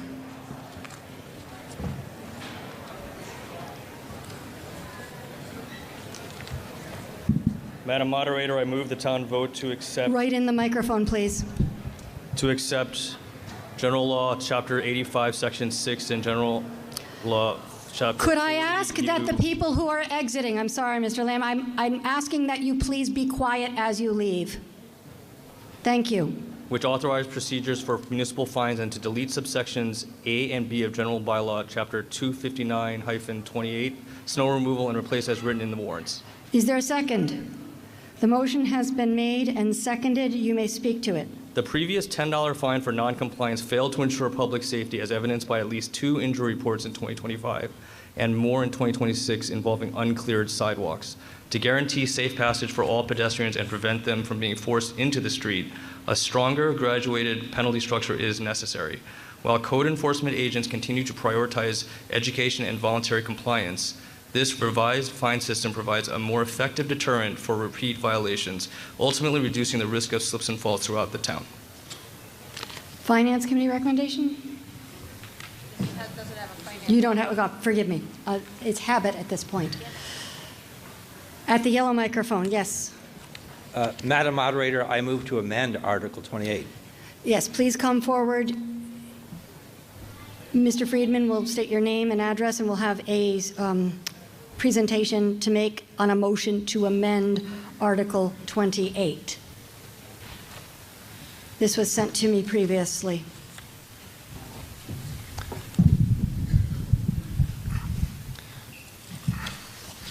My name is Kurt Friedman, 24 Ridge Road. Could you just please wait until we get the presentation going?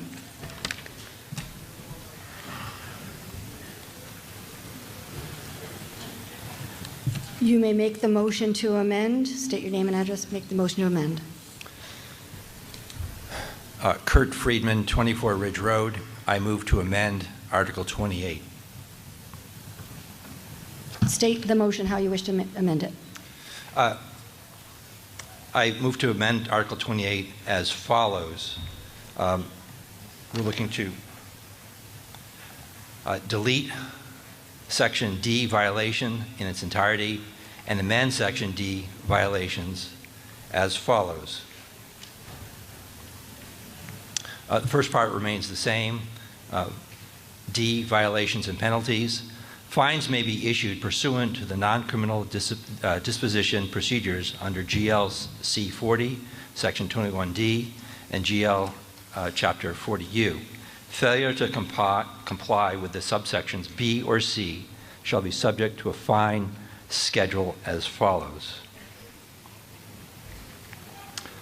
1.0, for any residential property or any non-profit property following a snow or ice occurrence, SIO, between October 1st and April 30th. A, first notice, $10 fine, 24 hours after the SIO.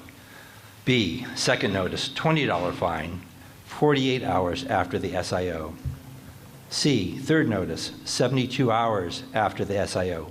Sidewalk to be cleared by DPW or by a contractor hired by the DPW or Longmeadow Board of Selectmen.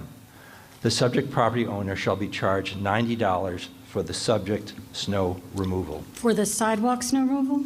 For the sidewalk snow removal.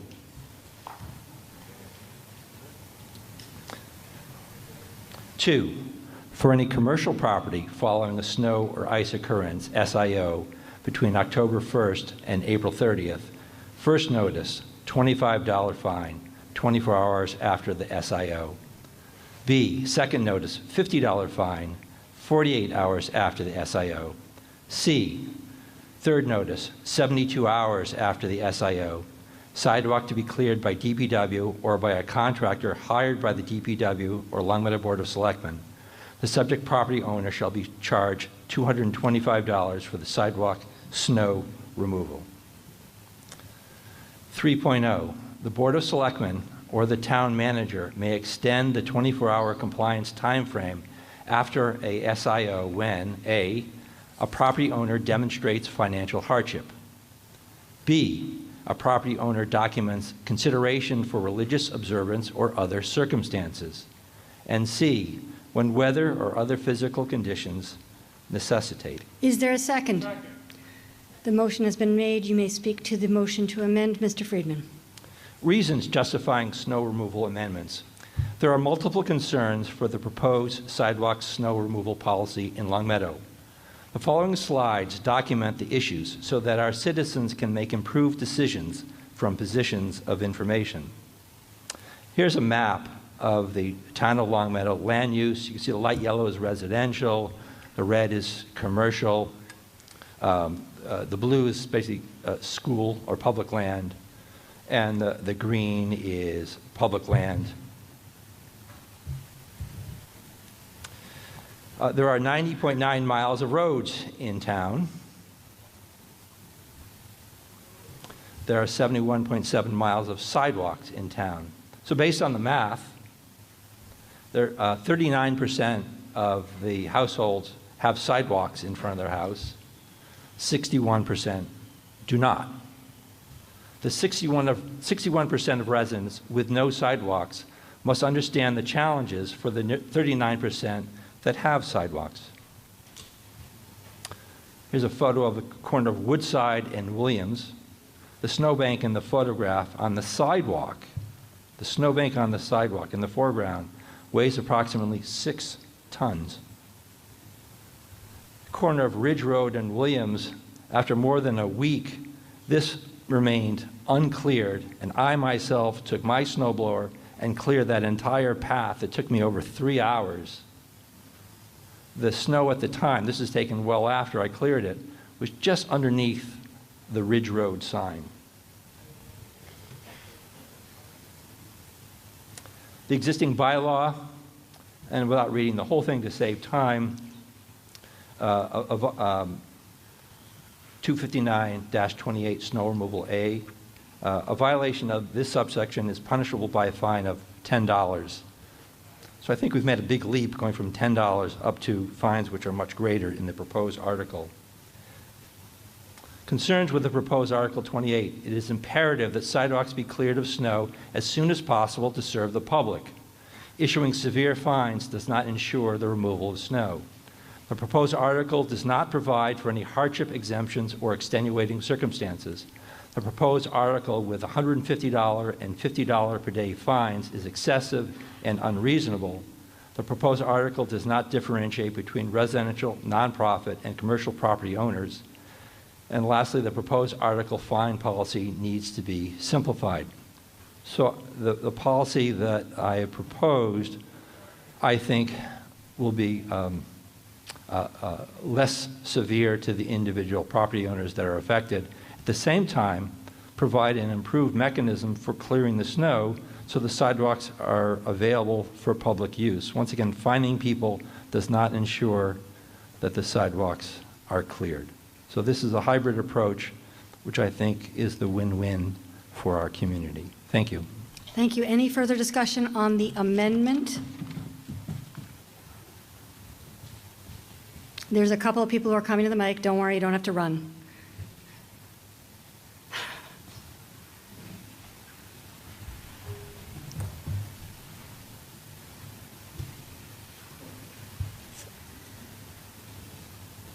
The yellow microphone, yes. Oh, hold on one second. We've got to wait till the microphone is turned on. Zippy? Cynthia Summer, 57 Farmington Avenue.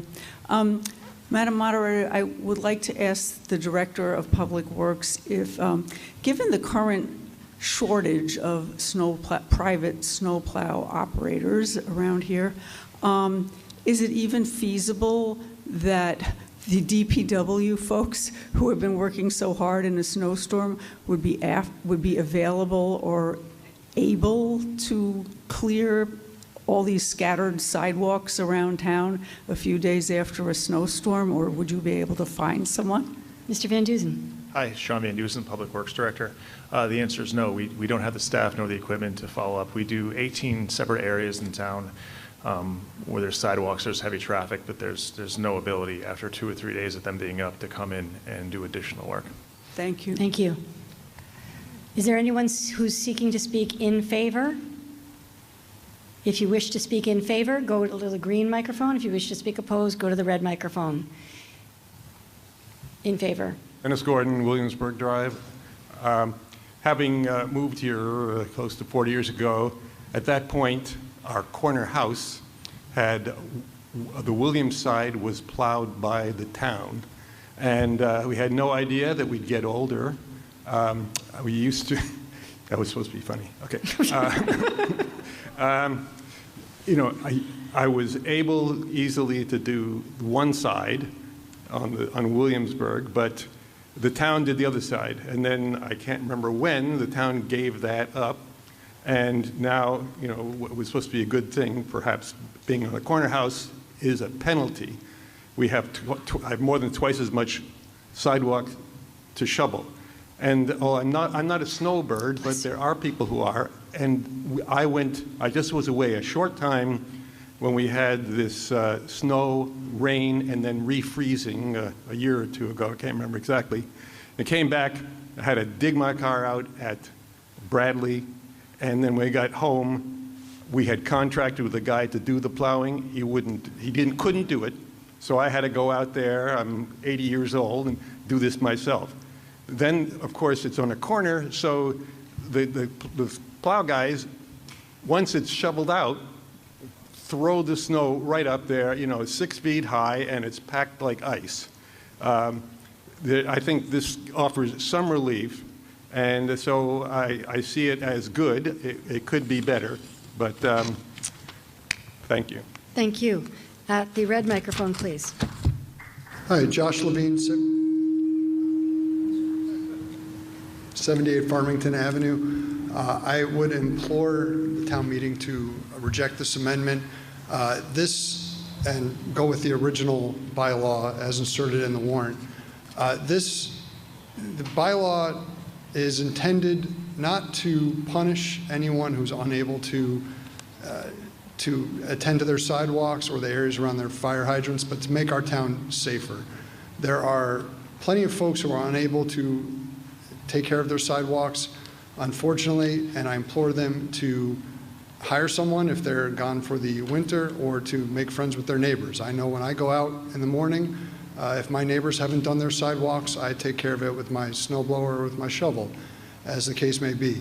This bylaw is not intended to punish people who are unable physically to do these things.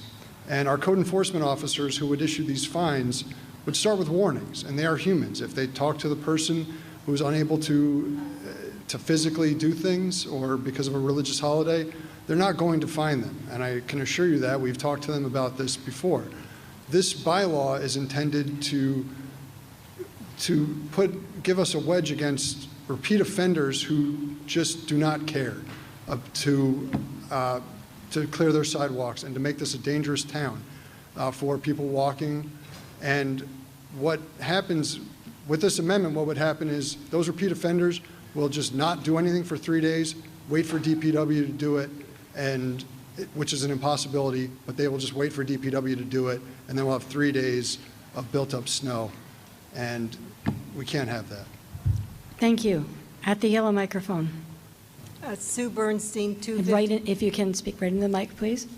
Sue Bernstein, 256 Academy Drive.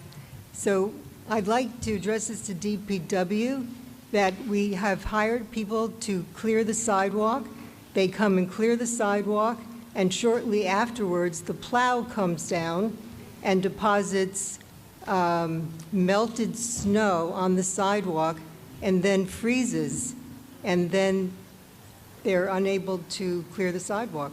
What is your question? No, it's a question for DPW to What's the question? To take that into consideration. That sounds like more of a comment than a question. Okay. Thank you. At the red microphone. I'm Julie Morgan, 65 Longmeadow Street. I would just urge the town to vote against this amendment and let us get to the underlying article here. You know, the select board has spent a lot of time considering what are the right levels of fines to put in place. And I think it's really important for us to consider what they've put forward, because there's been a lot of consideration on those particular fines and on that schedule in a way that accommodates, as other speakers have said, the idea that we want to get after repeat offenders, but we don't want something that unnecessarily punishes members of the town. I also don't think we should be voting on something on the spot that we saw on the screen for like somewhere around a minute and a half that ties the town So to... if I can address that. We can put the text back up. I thought it was, Yeah. was up.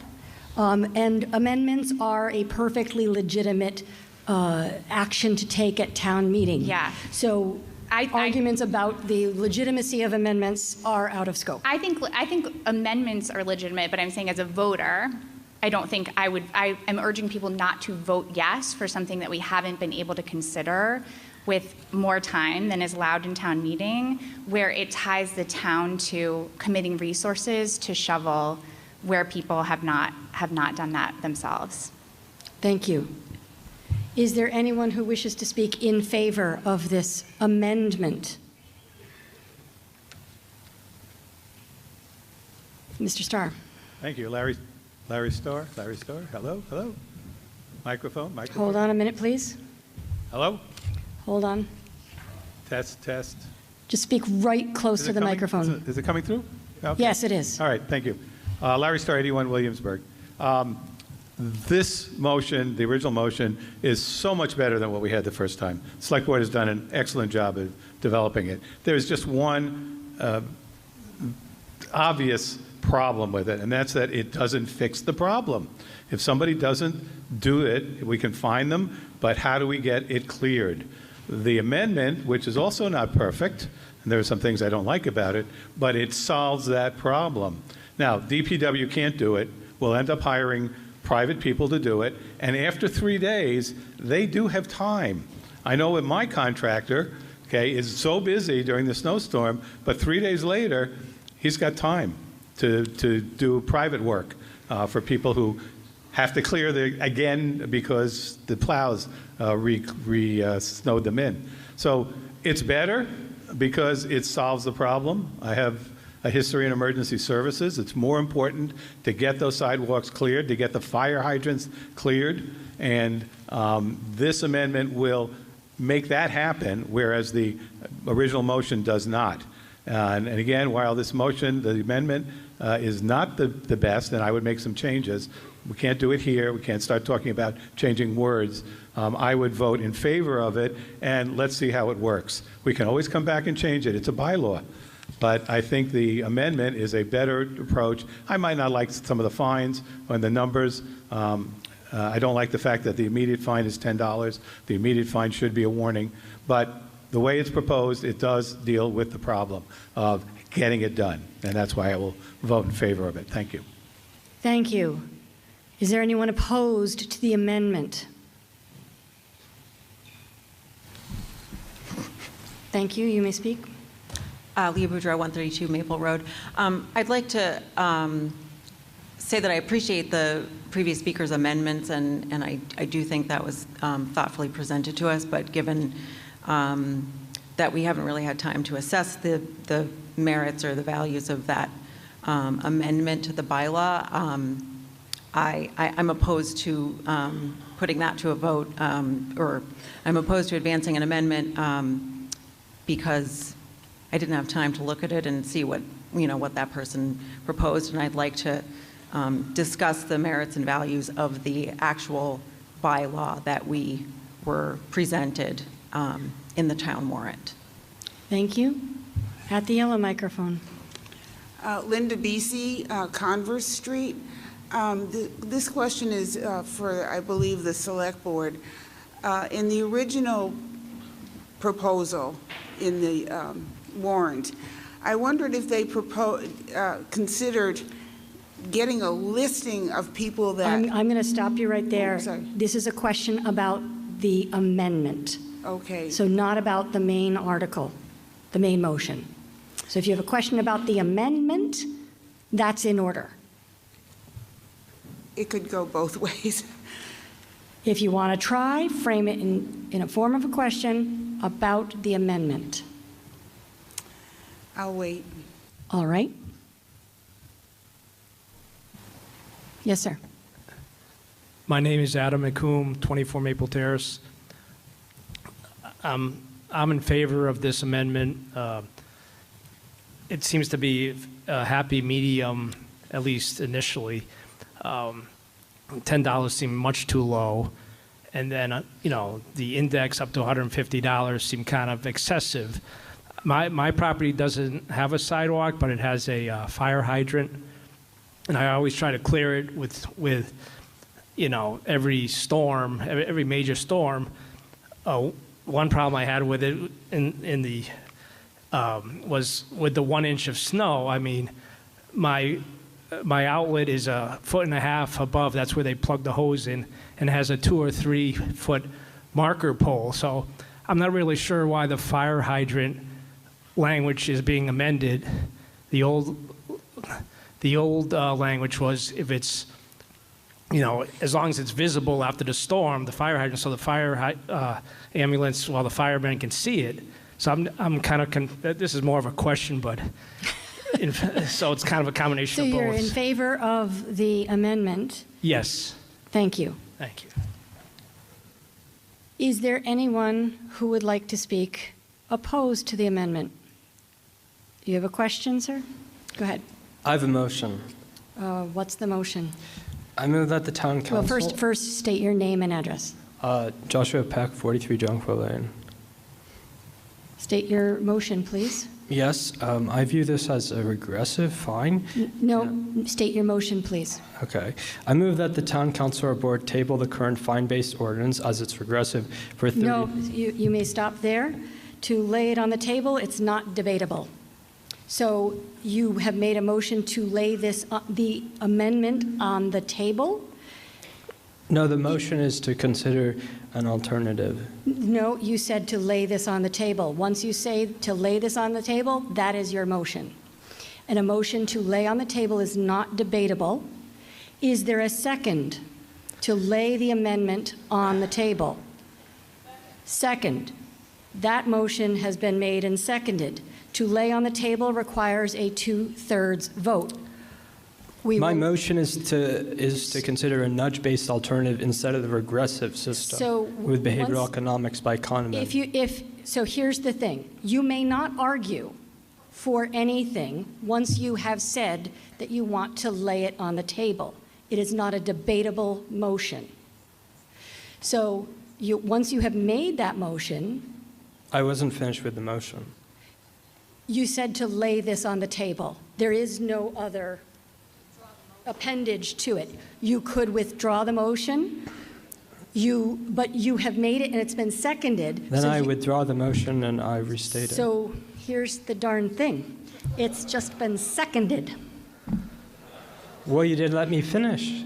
Excuse me, sir?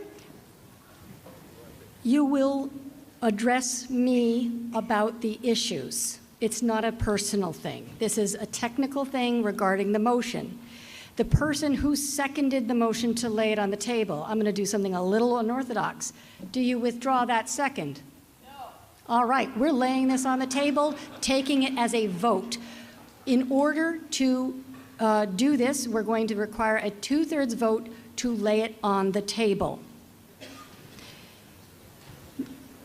This is just for the motion to amend. This is not for the main motion.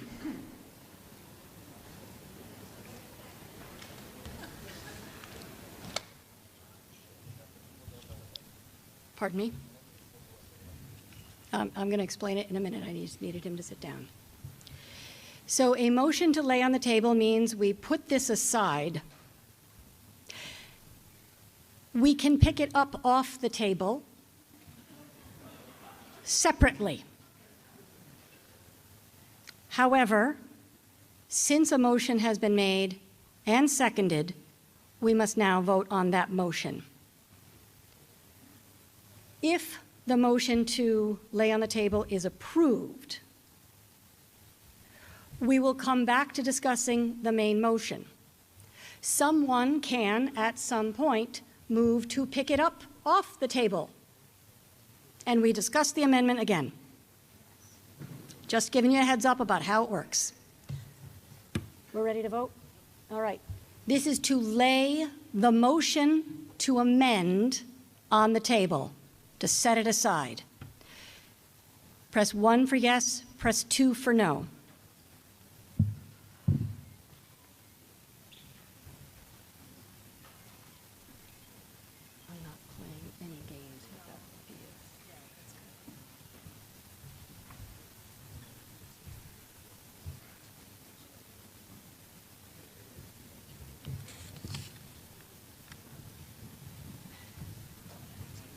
Five seconds left. The vote is now closed.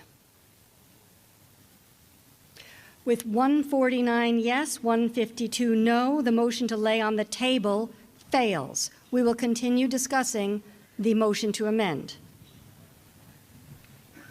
If there's no further discussion on the motion to amend, we can come right to a vote on the motion to amend. I have Chris Morgan, 65 Longmeadow Street. I have two questions. I think one is for the select board and then one is for the proponent of the amendment. On the underlying proposal from the select board, is it correct that you receive a warning on the first violation, you don't pay a fine immediately? So the amendment addresses the staggered approach, and that's what we're discussing. Okay, I'm trying to understand. So the underlying select board proposal. We're not discussing the underlying proposal. The actual, and Zippy, could you please put the text of the motion back up on the screen? I know, I'm trying. So the motion to amend has a staggered approach. First notice to a residential property, $10 fine, 24 hours. Second notice, $20 fine. Third notice, 72 hours after, $90 fine. So there's a staggered approach to the amendment. So I guess my question then is for the proponent of the amendment. The proposal includes a fine for the first violation in contrast to the select board's proposal, which includes a warning for the first violation. Is that correct? Mr. Friedman.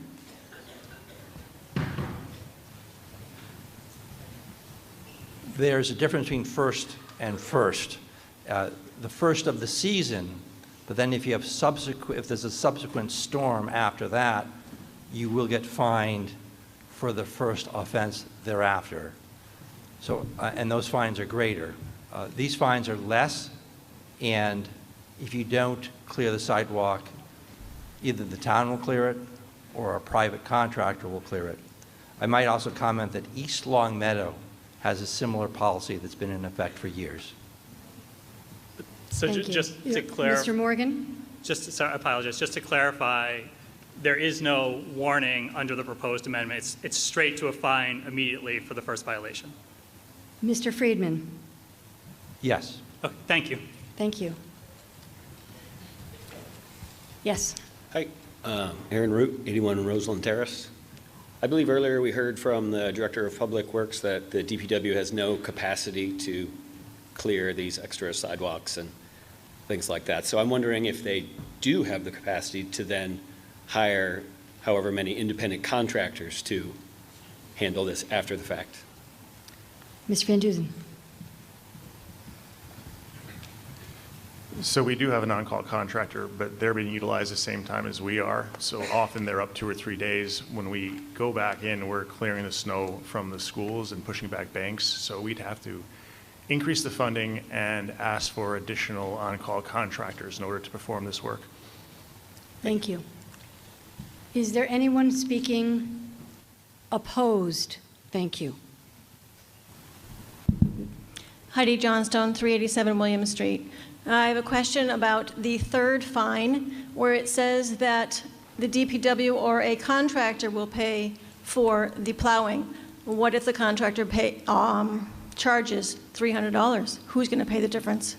So you're speaking opposed and you're just asking Correct. a rhetorical question. Thank you.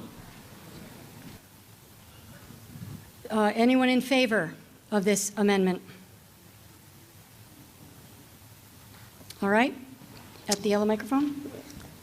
Good evening. Sanjeev Ritzingani, 9 Pinewood Hills. I did have a question on the amendment specific to the threshold of 1 inch of ice or snow in any accumulation. It seemed somewhat arbitrary in how the DPW got to the 1 inch threshold, and also the timing of the beginning of a snowfall. 24 hours post-accumulation, but we don't know exactly how you'd really figure out exactly when does it start.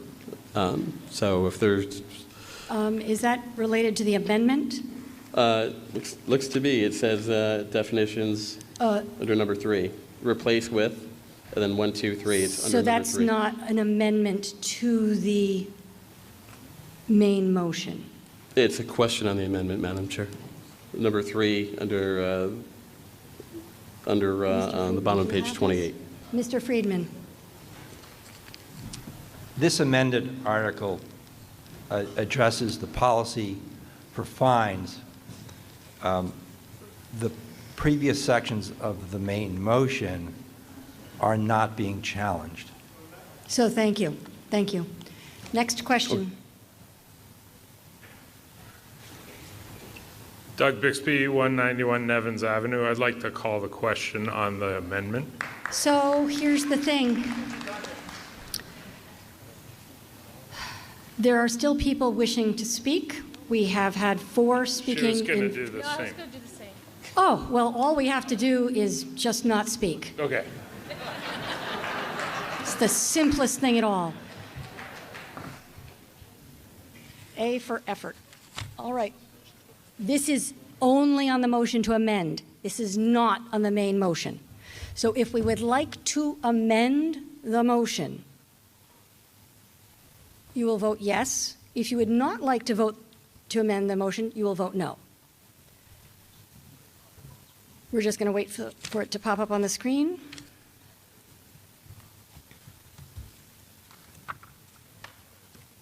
The vote is now open.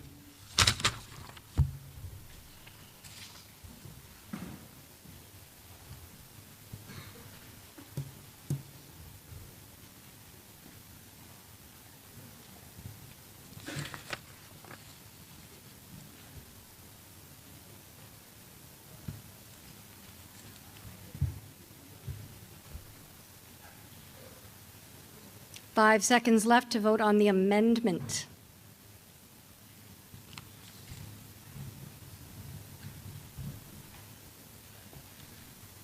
The vote is now closed. With 95 yes, 177 no, the motion to amend fails. We will now come back to discussion of the main motion as it is written in the warrant. If you would like to come directly to a vote on that, we can do that, but it looks like we're not going to. Go ahead. Yes, sir. I move to postpone this for 30 days to compare this against a lower cost public commitment nudge-based model based on behavioral and economics by Kahneman, because I view this as a regressive fine-based So you're moving to postpone this indefinitely?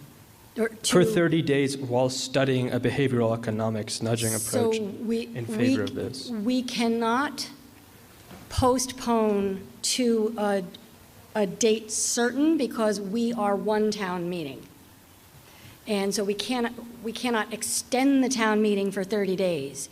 It would be, in effect, killing it right now. Voting no accomplishes the same thing and sends a message to the select board. So there is technically there's no postponing it to 30 days. So that would be out of order, sir. Okay. All right. Appreciate you trying. All right. Is there any further discussion on the main motion, or are we ready to come?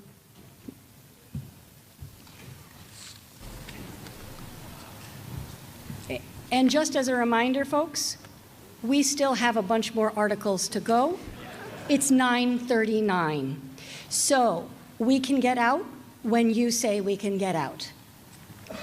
At the yellow microphone. Yes, Mary Beth Bergeron, 497 Inverness Lane. I was delighted to see the 2 deletions made on this motion at the beginning of the motion, but I do have a question. The original bylaw stated that owners of property who were adjacent to other properties owned by the town-controlled properties, were responsible for the snow removal.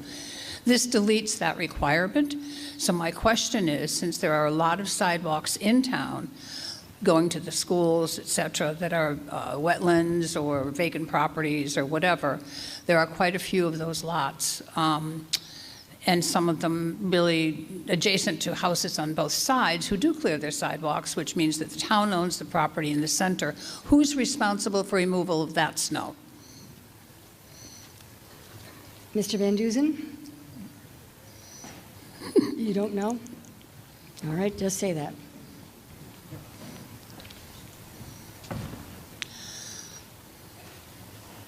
One moment, please.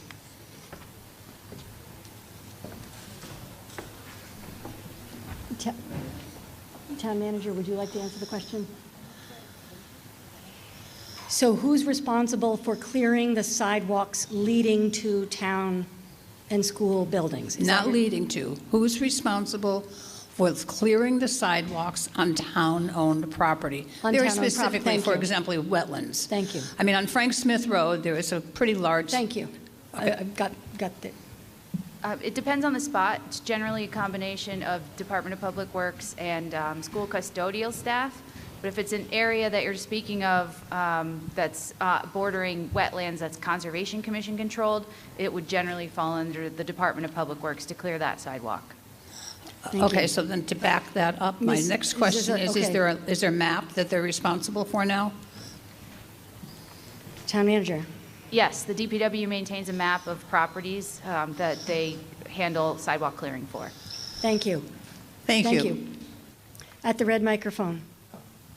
Leah Boudreau, 132 Maple Road. I'm speaking opposed to the motion, or to this, whatever Yep. it is, article, because I don't really feel that this article addresses the problem that's in the subtext of it.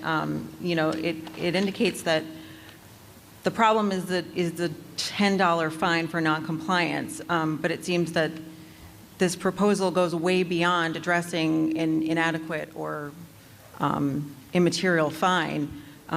It expands the definitions of what homeowners are responsible for, and it puts in place a very confusing set of escalating fines for an activity that I think is largely done out of good faith efforts of our community. And I want to be clear that I'm pro-safety, pro-sidewalk, pro-clearing the sidewalk in front of my house, but I'm really, you know, opposed to regulating conditions that are well beyond the control of the town or of homeowners who cannot control.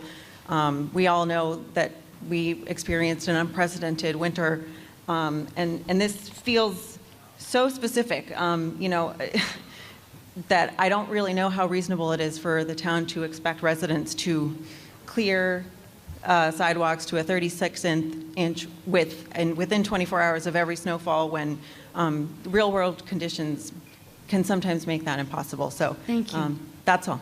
Thanks. Thank you. At the yellow microphone. Hi, I'll try again. Linda Beasy, Converse Street. I kind of wonder, the change in the language, is that select board, or did you write the language for the amendment? Mr. Levine? Sorry. So is that all your questions?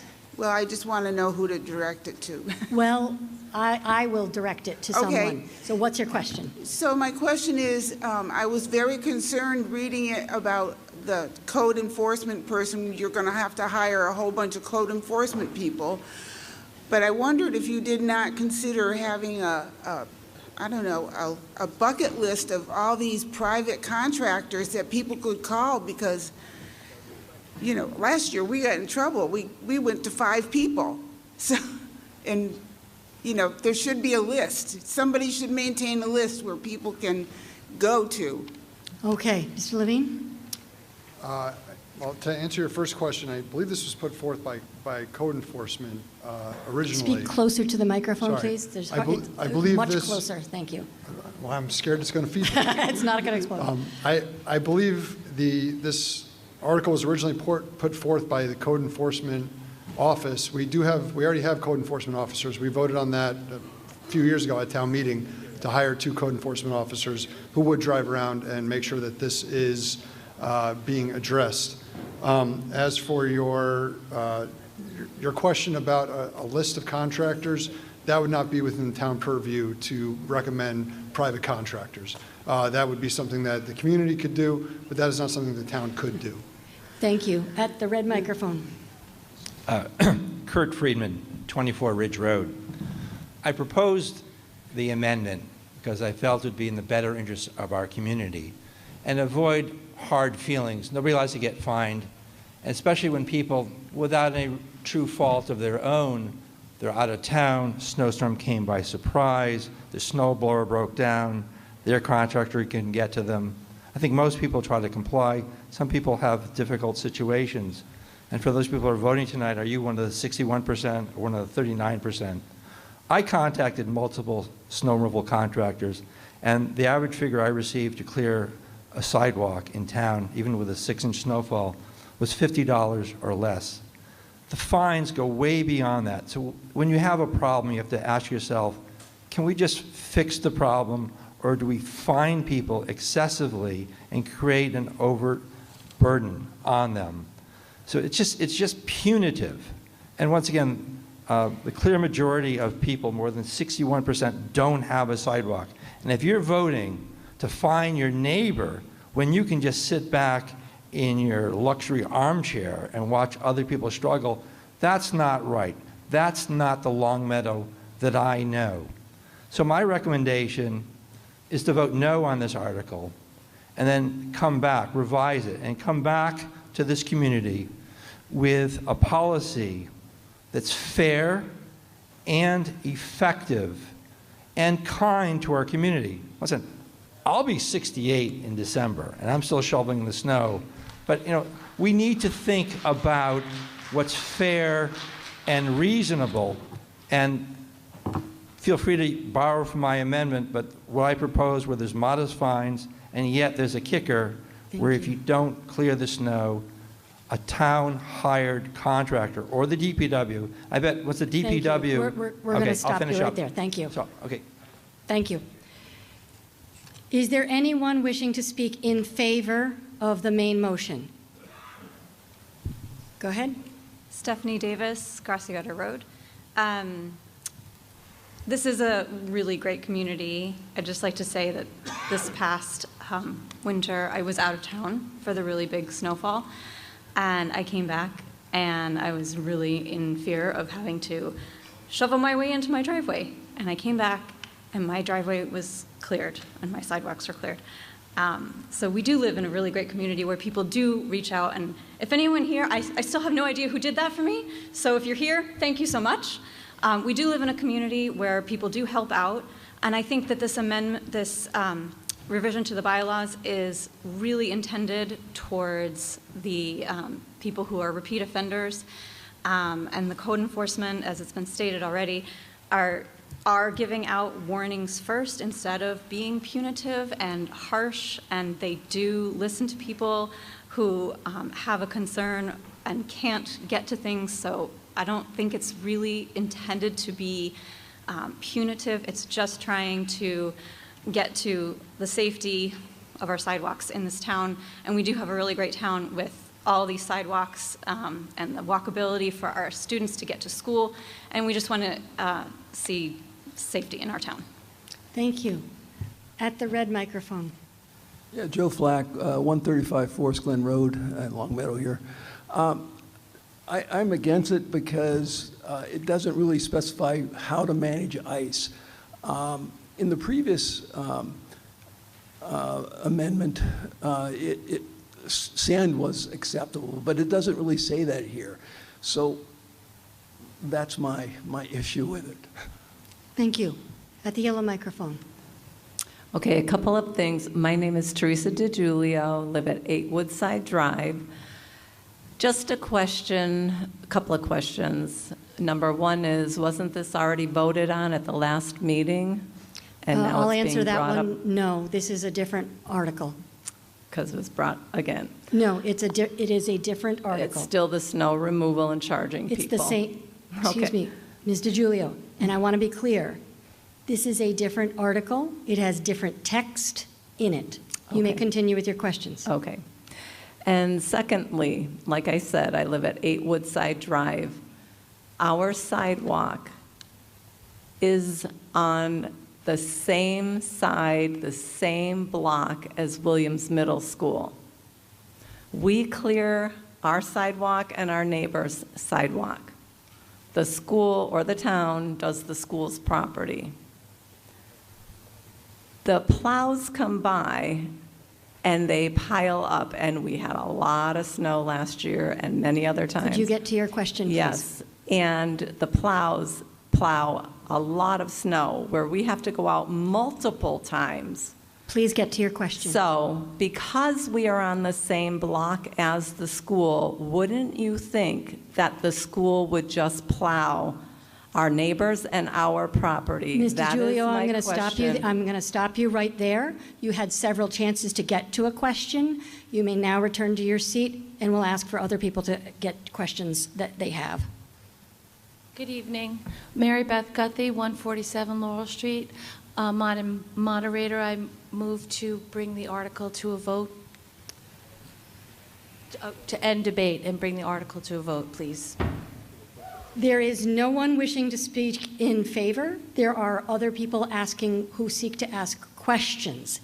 If they wish to continue asking questions, we must let them continue asking questions. The motion to call the question is only in order when 5 people have spoken against, 5 have spoken in favor. If there's no one wishing to speak opposed, but we have reached that 5-person threshold on the other side, then it's in order. Because people are asking questions, we must allow them to speak. Madam Moderator, Sanjay Fritzingani, 9 Pinewood Hills. The same question I had before, the threshold of the 1 inch of ice or snow and 24 hours after the beginning of a snowstorm. How do you qualify and quantify these things? My concern is for seniors who might have anxiety. Thank you. The concern is about the and need quantifying. to quickly remediate 1 inch of snow or ice. So maybe the DPW can speak to how they came to, or you could ask them at DPW. It was I'll ask the town manager to address this question of Thank you so how much. the 1 inch.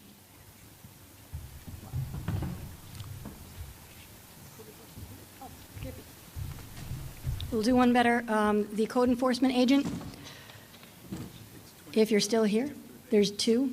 You can flip a coin. One of you come up. You're the lucky winner. Just state your name and your role. Good evening. I'm John Steedle, one of 2 part-time code enforcement agents. Let me state overall, it was really a measurable amount of snow, and it's 24 hours at the end of a snowstorm, not the beginning. Right. And as was stated by a previous speaker, we strive to inform, educate, and warn, and as a last resort, issue fines. But the fines are really directed at the chronic abusers of violating bylaws. And so the there's question of how was the 1 inch determined? Can you address that? Why? Just as a measurable amount of snow, it's, you could have said a 1/4 inch, that seems unreasonable, but 1 inch of snow is enough where it's really not going to melt very quickly, so it does need to be addressed. But again, there's always flexibility in different scenarios. Thank you. Thank you. Hi, Julie Morgan, 65 Longmeadow Street. I wanted to ask a question because I think the language of this article is much less punitive than what we've seen previously, and balances that high fine, but a lot of room for flexibility. And so, can someone just confirm under Part D1? You basically have 72 hours from the time snow stops falling before you incur a fine. Is that correct? 3 full days? Mr. Levine. That would essentially be correct, yeah. 24 hours after the snow stops, then 24 hours for a warning, and then 24 hours after that to clear the snow. That would be for the first offense. If there was an offense in the same fiscal year for the same person, that would move it up 24 hours. But for the first time, it is 72 hours. Okay, so then under Part Thank you. Ms. Morgan? Under Part D2, you'd have 48 hours, right? That's correct. Okay, thanks. Thank you. I think we're ready to come to a vote on the main motion under Article 28. This requires a simple majority. The vote is now open.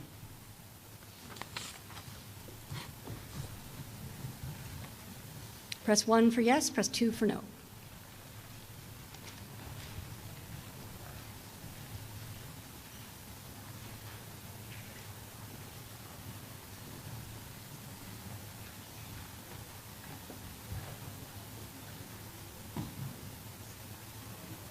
And you have 5 seconds left. The vote is now closed. With 135 yes, 85 no, the motion passes, a majority affirmative vote.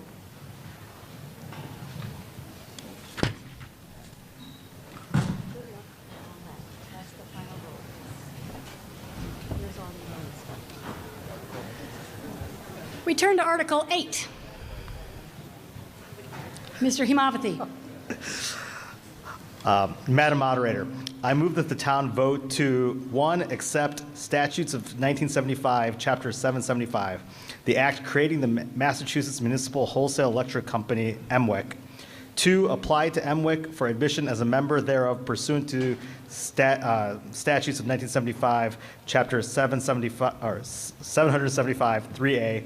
And 3, agree to comply with the terms and conditions of membership fixed by the bylaws of MWEC and with other terms and conditions of membership as the MWEC bylaws may fix from time to time. Is there a second? Motion has been made and seconded. You may speak to it. The Massachusetts Municipal Wholesale Electric Company, MWEC, is a nonprofit public corporation and joint action agency in Massachusetts that helps municipal utilities manage power supply, financing, and energy resources. Over 40 municipal light plants in Massachusetts are MWEC members. By joining the MWEC, the town, through the municipal light plant, can explore funding opportunities for the fiber build-out. This could provide better borrowing terms than what the town currently has available through a debt exclusion. Additionally, membership in MWEC could provide better energy rates through the town's municipal aggregation program. Finance Committee recommendation, please. That's not finance related. At the yellow mic, Mr. Gold.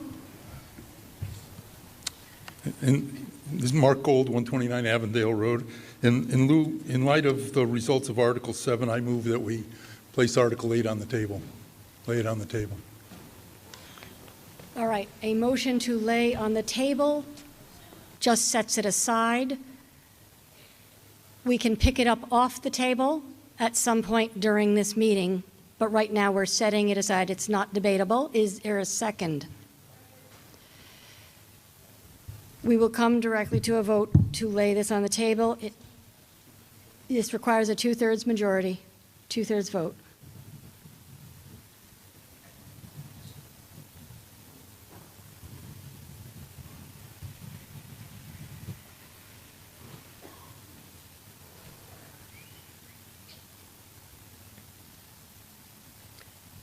The vote is now open to lay this on the table. If at the end of the meeting, the article remains on the table without any action taken on it, it will essentially, the article will essentially die. The motion will die.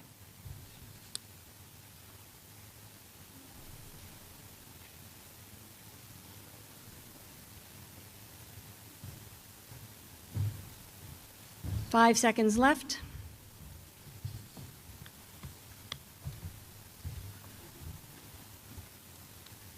And the vote is now closed. To lay it on the table has failed. 85 yes, 72 no. We will come back to discussion of the main motion.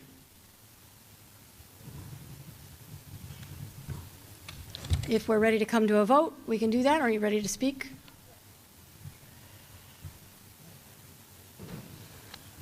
I guess I don't understand why we need Article 8. Could you say your name and address, I'm sorry. please? Yep. Jewel Slupchuk, 21 Primrose Drive. I'd like to know from the town why we need Article 8 when we are not having fiber, or we voted against the fiber. Thank you. So my understanding was it was for the fiber. Thank you. Mr. Himavati. Yeah, thank you for the question. So the very last sentence talks about how this can also be used as part of our municipal aggregation program. So we could use them as a municipal aggregation supplier. This article doesn't obligate the town to anything. We don't have to join. It just gives us the option to join if we see rates or a program that's favorable to us. Thank you. Next question. Frank Zabani, 166 Yarmouth Street. Madam Moderator, we're still voting on Article 8, right? Yes. Okay, so my question is, MWIC is a good organization, works well for power generators, utilities and stuff. But as a residential town, my question is, what are the fees assessed, annual fees or whatever, how they bill that? What are the fees that expected of the town, and what revenue or what benefits are we expecting in return? Thank you.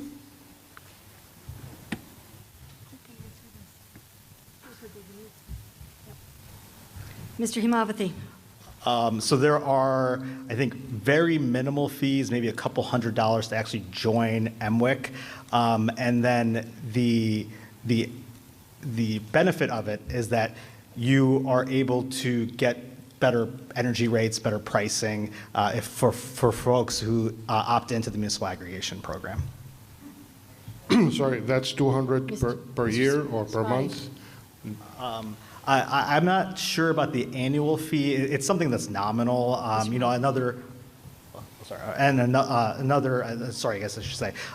advantage of joining too is that MWIC takes care of a lot of the administration that the town usually would have to. So they would take care of it. It would kind of simplify things. And so again, the town would not necessarily, they're not obligated to go with this if this article is voted favorably. It's just an option, and we would take a look at it and see if the contract made sense before entering. Thank you. Madam Moderator, can I ask one more question, follow up? This is it. That's it? Because this is. Thank you. Thank you.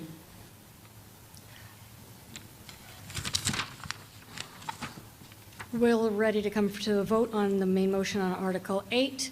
This requires a simple majority. All those in favor, press 1 for yes, press 2 for no. The vote is now open.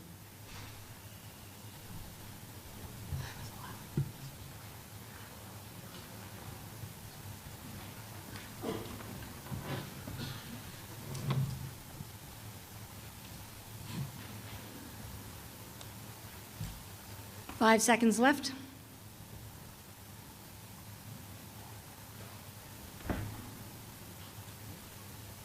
The vote is now closed.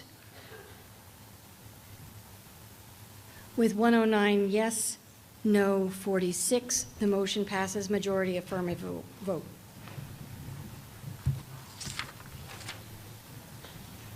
Article not, Mr. Starr. Madam Moderator, in the interest of trying to keep people here, I believe that Articles 12 through 27 could probably be held in a consent. So I'm going to ask that we advance, I guess, Article 12 through 27 to vote on next, and then I will make a separate motion for consent so that we only have a few left and we can keep everybody here for the whole meeting, if that's in order. This one's a new one for me. I know, me Consulting too. Town Council. Okay. Yes. Yeah. You, instead of advancing, no, we do have to take them up in order. So, but we can do a consent agenda at any point. He wants to advance it. That's one separate vote. If it's a consent agenda. No. No. No, consent agenda. Can No. the consent agenda be made out of order? Okay. Potentially. Mr. Starr, Yes. why don't you make that other motion right now and we can skip a vote? Oh, okay. Then I move the following warrant articles be voted on as a consent agenda. Items 12, warrant articles 12 through 27. That was fast. I am going to read out the names of and the subject matter of each of those articles. If you'd like to consider them separately, yell out hold. Article 12, Stormwater Retained Capacity Study. Article 13, DIF Financing. Article 14, Ambulance Capital Account. Article 15, unexpended water bonds, unexpended sewer bonds. Or, I'm sorry, Article 16, unexpended sewer bonds. 17, rescind bonding for fire truck.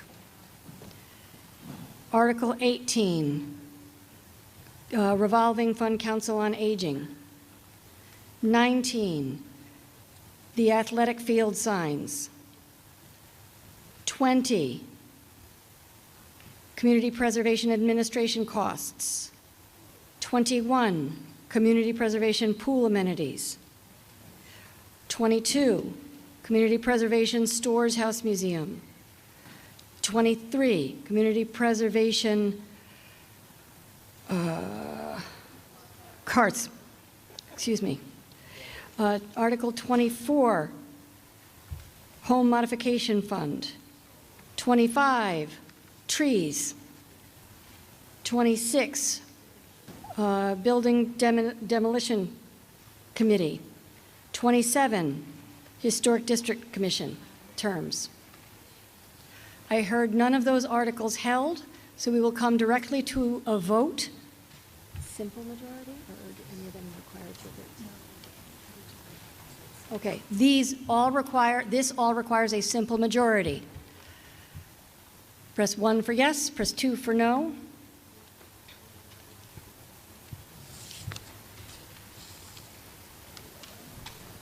The vote is now open.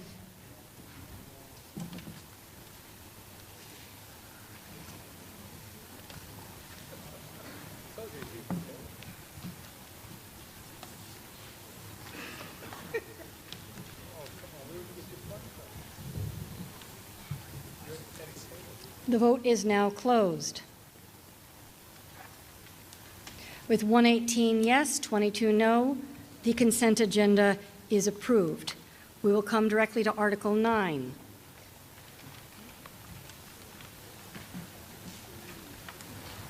Mr. Hemaphathy. Madam Moderator, I move that the town vote to fix the fiscal year 2027 salary and compensation of the moderator at $1,000 and the select persons at $2,000 each, to provide for a reserve fund and to approve the fiscal year 2027 operating budget totaling $93,377,134.51, and itemize as follows. General government, $2,271,845.24. Public safety, $7,584,401.39. Planning and community development, $423,857.60. Schools, $42,481,693.59. Department of Public Works, General Fund, $6,483,514.12. Community and Cultural Services, $2,184,921.85. Debt service and town school employee retiree benefits, $21,790,661.86. Subtotal for the general fund, $83,220,895.65. Water enterprise, $5,472,899.48. Sewer enterprise, $3,201,852.82. Stormwater enterprise, $1,481,486.56, for a total of $93,377,134.51. And to fund the general fund, $83,220,895.65 be raised and appropriated as follows. $83,220,895.65 from general taxation, and to fund the water enterprise fund, $5,472,899.48 be raised and appropriated as follows. $5,472,899.48 from water receipts, and to fund the sewer enterprise fund, $3,201,852.82 be raised and appropriated as follows. $3,201,852.82 from sewer receipts, and to fund the stormwater enterprise, $1,481,486.56 be raised and appropriated as follows. $994,965.56 from stormwater receipts, and $486,521 from general taxation, or take any other action relative thereto. Motion's been made and seconded. You may speak to it. An annual operating budget must be adopted and funded for fiscal year 2027 that begins on July 1st, 2026. The Select Board's budget was reviewed and recommended by the Finance Committee as required by the town charter. The Select Board's budget, as printed, is a balanced budget as required by Massachusetts general laws and the charter. The Select Board's proposed budget is $93,377,134.51. Now, the Finance Committee recommendation. The Finance Committee recommends Article 9. Any further discussion, or we're ready to come to a vote? This requires a simple majority. Ready? The vote is now open. Press 1 for yes, press 2 for no.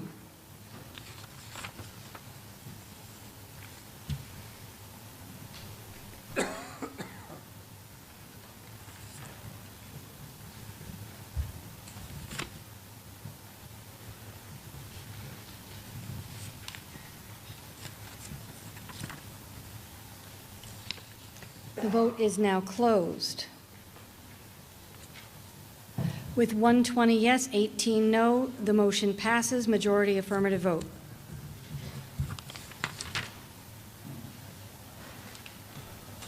Mr. Starr?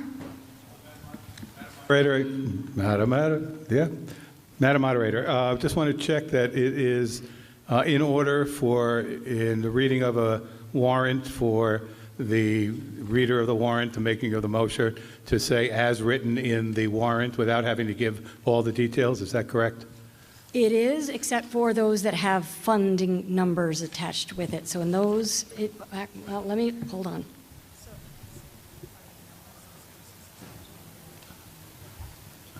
Thank you. Yes, if the funding numbers and sources are exactly the same as Right. printed in the warrant, you can move in terms of the Thank you. Article 10, Ms. Maynard DeWolf. So she can do this in terms of, I move in terms of the article. Say, I move in terms of the article. That's it. Wait. Oh, okay. Madam Moderator, I move in terms of the motion. In terms of the article. Article. Second. Thank you. Motion's been made and seconded. Finance Committee recommends this. Am I correct? Yes. All right. For any further discussion? All right, we're ready to come to a vote. This requires a simple majority. All those in favor, press yes. All those opposed, press no.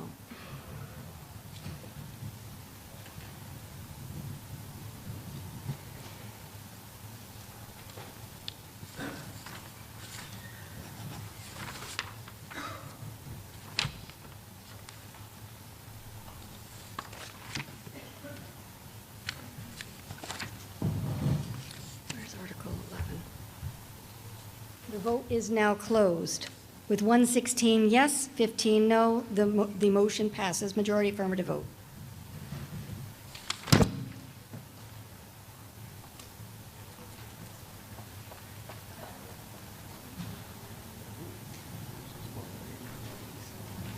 Article 11.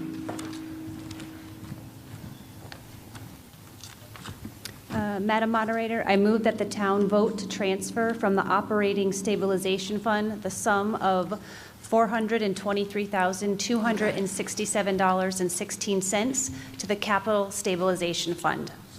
Motion has been made and seconded. You may speak to it. In March of 2025, the Select Board amended its Operating Stabilization Fund policy to allow for the use of the interest from the fund to be used toward capital projects or extraordinary non-reoccurring cost.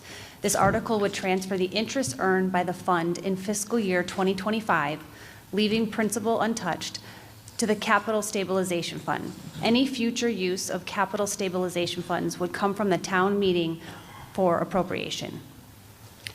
Finance Committee recommendation? Finance Committee recommends Article 11. Thank you. Any further discussion? Seeing none, we will come directly to a vote. This requires a 2/3 vote. The vote is now open. And we've got Article 21 is next.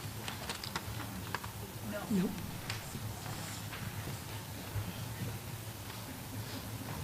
5 seconds left. The vote is now closed.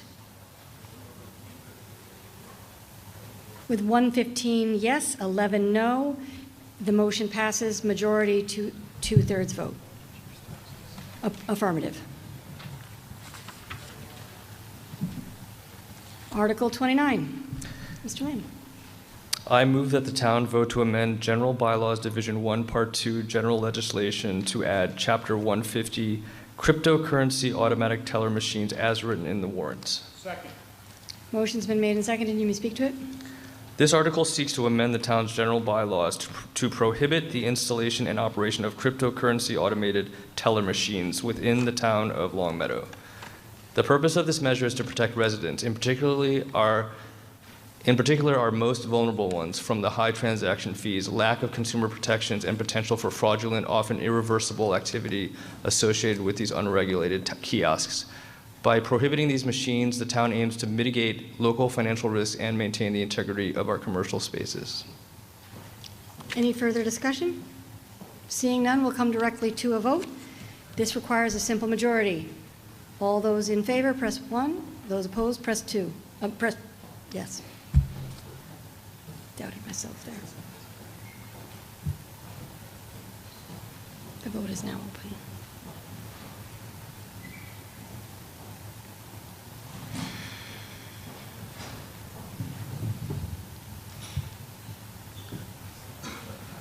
The vote is now closed. 112 yes, 11 no. Motion passes majority affirmative vote. Article 30. Madam Moderator, I move that the town vote to amend Article 9, Sign Regulations, Chapter 31561A of the town's zoning bylaws as written in the warrant. Second. Motion's been made and seconded. You may speak to it. The Planning and Community Development Department occasionally receives sign requests to place commercial messaging or logos on traffic-related signage. This amendment clarifies that neither commercial messages nor symbols are permitted on warning or directional signs. Thank you. Planning Board recommendation? Yes. Bruce Colton, 91 Whitman Road. I'm speaking for the Planning Board. The Planning Board recommends that the town meeting approve this bylaw amendment. Thank you. Further discussion?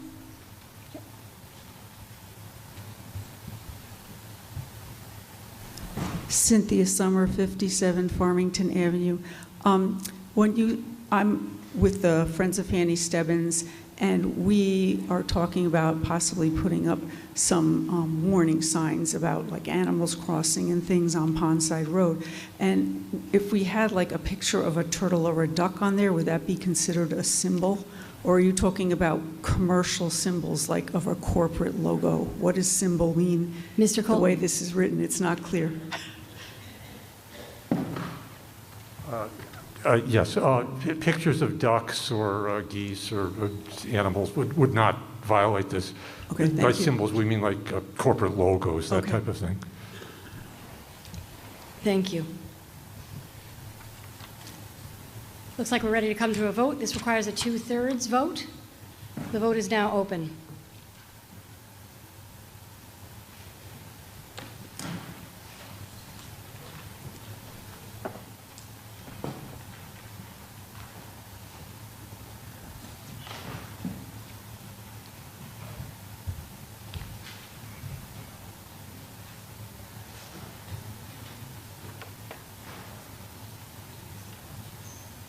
And the vote is now closed.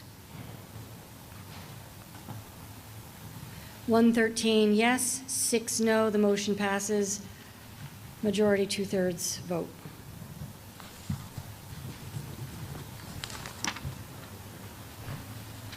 Article 31, I call Sally Hage to the front. This is a citizen petition.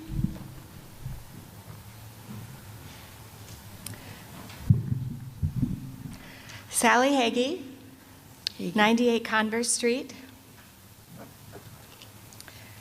I move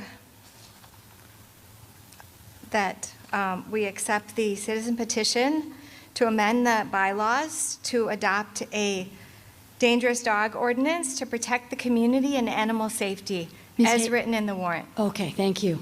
Second. The motion has been made and seconded. You may speak to it, Ms. Hagee. I can proceed? Pardon me? I can proceed? You can proceed, and I'm going to Okay. move on then. I stand before you today as a professor and a psychologist whose scholarly work has focused on the prevention of harm. I ask you to consider a simple reality. Large dogs possess physical power far beyond that of the average person. When aggressive, they can overpower most people within seconds. They can easily kill another dog and seriously injure an adult. I know this firsthand. In October 2025, a large Mastiff broke through a gate secured only by a bungee cord and charged at me and my 10-pound Sophie dog as we walked on the sidewalk near my home. This was not the first incident involving this dog. On a previous occasion, it had charged my fence when my dog Sophie was behind it.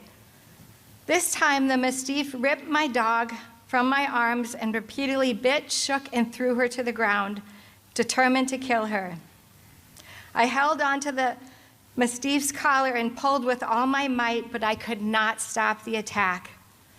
The dog's strength completely overwhelmed me.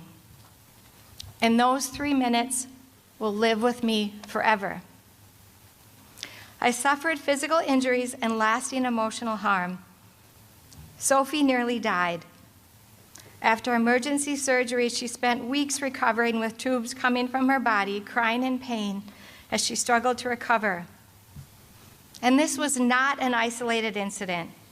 On September 3rd, 2024, the same Mastiff killed another small dog in Longmeadow in front of its elderly owner while she was walking her dog.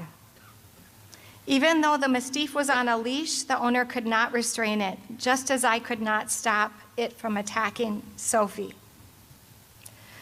After that fatal attack, a hearing was held, but because Longmeadow's bylaws recognize only nuisance dogs, the Mastiff was classified merely as a nuisance dog, and the owner was instructed to muzzle the dog in public. That was the outcome. A dog that kills another dog is not a nuisance. This was also the third serious dog attack on my block in 2 years. In another incident, a German Shepherd escaped its enclosure and nearly killed a neighbor's beloved dog, a Schnauzer named Henley. That is why I'm asking you to support this petition to adopt a dangerous dog ordinance in Longmeadow. The distinction matters. A nuisance dog annoys, disturbs the peace, and causes minor property damage. A dangerous dog attacks a person or domestic animal, causing injury or death, and threatens people with harm. These are fundamentally different behaviors requiring fundamentally different legal responses. A dangerous dog bylaw would give the town meaningful tools to protect residents and pets after due process and a proper hearing determine that a dog is dangerous. These tools include secure confinement requirements, mandatory muzzling, liability insurance, and a stronger containment standard. In extreme cases, euthanasia may also be warranted. Longmeadow would not be creating something radical or unusual. Most Massachusetts communities have dangerous dog ordinances, including towns similar to ours. These bylaws provide clear legal standards and practical protections for public safety. The petition before you is grounded in existing Massachusetts legal precedent and includes language specifying that the ordinance supplements and does not conflict with Massachusetts General Laws, Chapter 140, Section 157. The petition states that if any conflict arises, state law prevails. Our bylaws must provide stronger protections than simply labeling a violent attack a nuisance and asking the owner to use a muzzle. We should not wait for another pet or another person to suffer a catastrophic attack before taking meaningful action. And therefore, I ask you to vote yes on this petition. Thank you. Thank you. Before we get to the floor, town meeting time holds that the moderator should advise the meeting of the possible consequences of an affirmative vote. The town council previews the warrant to see if there are any potential areas where the Attorney General, in the standard post-meeting review of actions, could have a cause to reject an affirmative action. This article, number 31, is one of those cases. Town meeting is free to disregard the council's opinion and express the sense of the meeting. The motion has been made and seconded, and now the floor is open for discussion. We'll turn first to you, Mr. Friedman. First? No. Mr. Friedman? Zippy? Good evening, Kurt Friedman, 24 Ridge Road. I support this article. What most people in this room may not know is that on Mother's Day, 1963, I was not quite 4.5 years of age. The neighbor's German Shepherd, who previously had been my very best friend, turned on me and severely mauled my face. My right ear was effectively completely severed. I had major lacerations on the right side of my face, requiring hundreds of stitches and multiple visits to a plastic surgeon. For the greater good of this community, our pets, and especially our children and other people, need to be better protected. Our legislation needs to be set up so when something does happen, people can seek protection in those laws for the betterment of those persons in our community. Please vote yes on this article. Thank you. At the yellow microphone. Madam Moderator, Larry Starr, 81 Williamsburg. I have two items. Number one, Section 7, implementation and repeal, there is a typo, which you probably want to fix. Shall repeal or supersede any conflicting provisions, not and. So are you making a motion to amend? I will let somebody else do that. Let me ask the other question first. Item 6 and item 7, when we spent 2 years updating the town charter, one of the things we looked at was to try to not have language that was not clear and that we knew exactly what it meant. I am actually more concerned about our attorney's opinion on the language in both 6 and 7 at the end, where it says, and shall repeal or supersede any conflicting provisions of prior bylaws or regulations concerning animal control, and that is not specific as to which bylaws are modified or which regulations are affected. Now, when we redid the charter, we wouldn't have accepted that, and I'm just not sure if that is an item that the state would have a problem with and that should be dealt with now, and the way I would deal with it is simply eliminate half of that sentence. So again, are you making an amendment or are you asking a question? I'm asking a question of council, whether or not that's a concern. 6 and 7.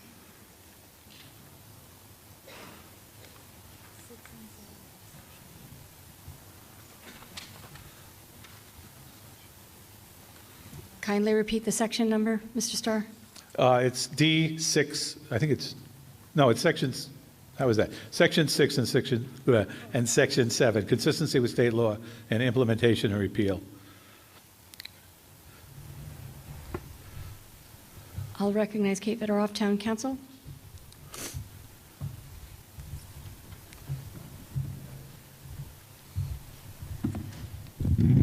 So as a threshold matter, it references an ordinance, and obviously we're a town, so it would be a bylaw, but I think that could be easily amended.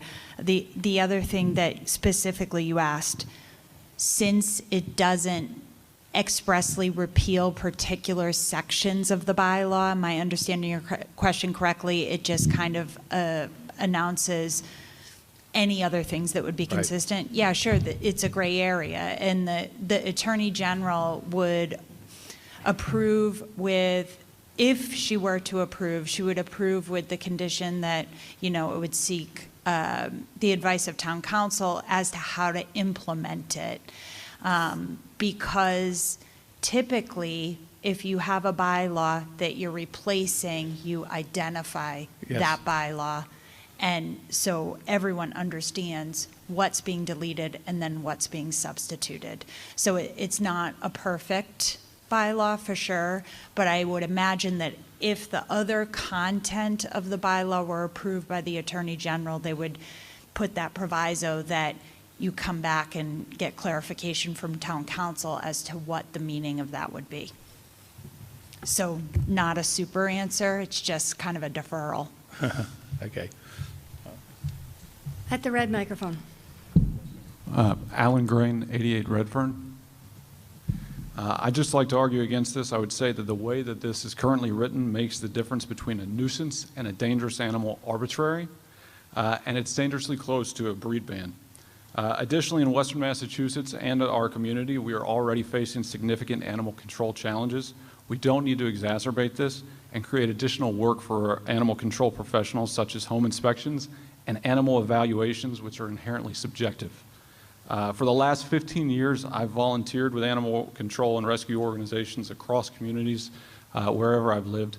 And I have seen that these kinds of legislation cause more harm than good in terms of animal control and negatively affect our most in need members of the community. That's it for me. Thank you. At the yellow microphone, could Yeah, we? now, I would like to make the amendment now to at least fix the typo, if this should pass, so that the typo would not be there. And So I please move make sure that. that'll be in writing. Oh, I will give it to you in a second. Thanks. Section 7, that shall repeal or supersede any instead of and conflicting provisions of prior bylaws or regulations. And I'll bring that up to you. Thank you.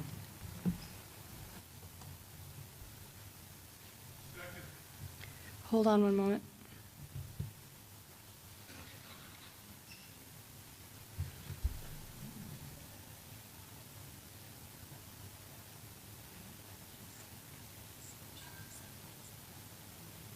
No, there's no such thing as a friendly amendment.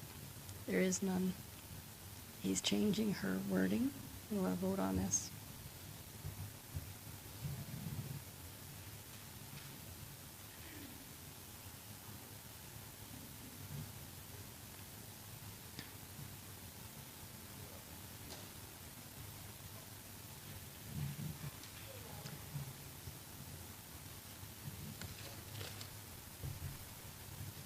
So while he's walking up, I understand the motion is to replace the word "and" with the word "any." Is that accurate? In what line?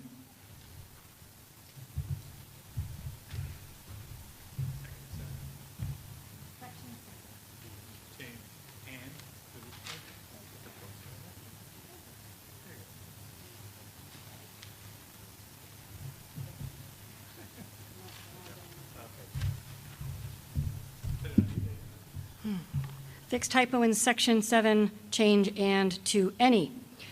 Is there a second? Mr. Starr, do you want to speak to it, or do we want to just discuss it? Does anybody else want to speak on this amendment? No? Okay.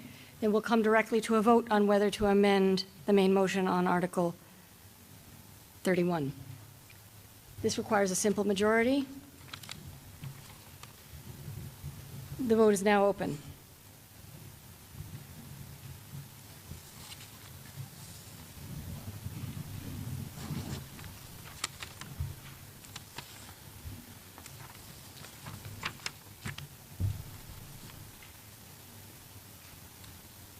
The vote is now closed. 97 yes, 16 no. The motion to amend passes. Is approved. We'll now come directly to discussion on the motion as amended. At the yellow microphone, please. Oh, she was next. I'm recognizing you right now. Okay. Yep. Yeah, I just wonder, I mean, it seems fairly arbitrary that anyone could say a dog is dangerous. What sort of criteria is there going to be, and what sort of proof must be used to establish that this animal is dangerous? I've met more people that I'd be afraid of than dogs. Ms. Hagee? I invite you to come to the front and answer the question, please.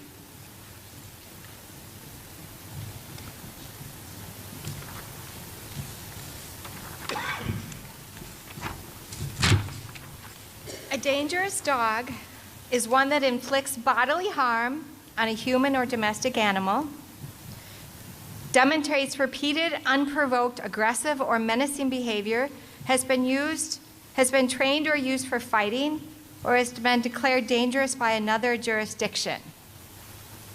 Yes, but what sort of proof are you going to be able to Sir? produce for this? Yes, and so the question is about proof? Yeah. So, Ms. Hagee?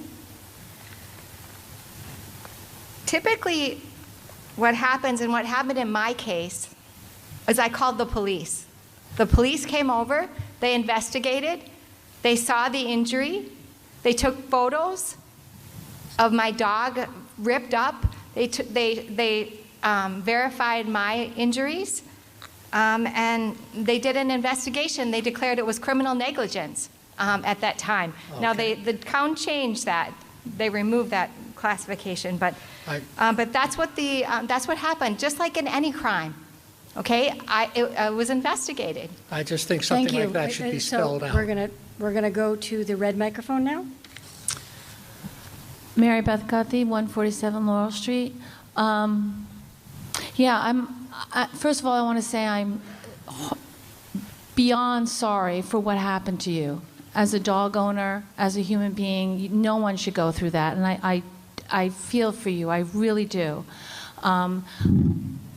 I think this petition, I agree with the gentleman who brought up what criteria, how do we define a dangerous dog.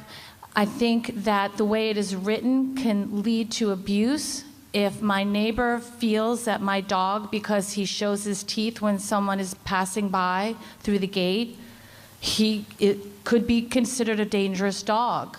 I just think that the petition is worded in such a way that it could lead to abuse by certain people.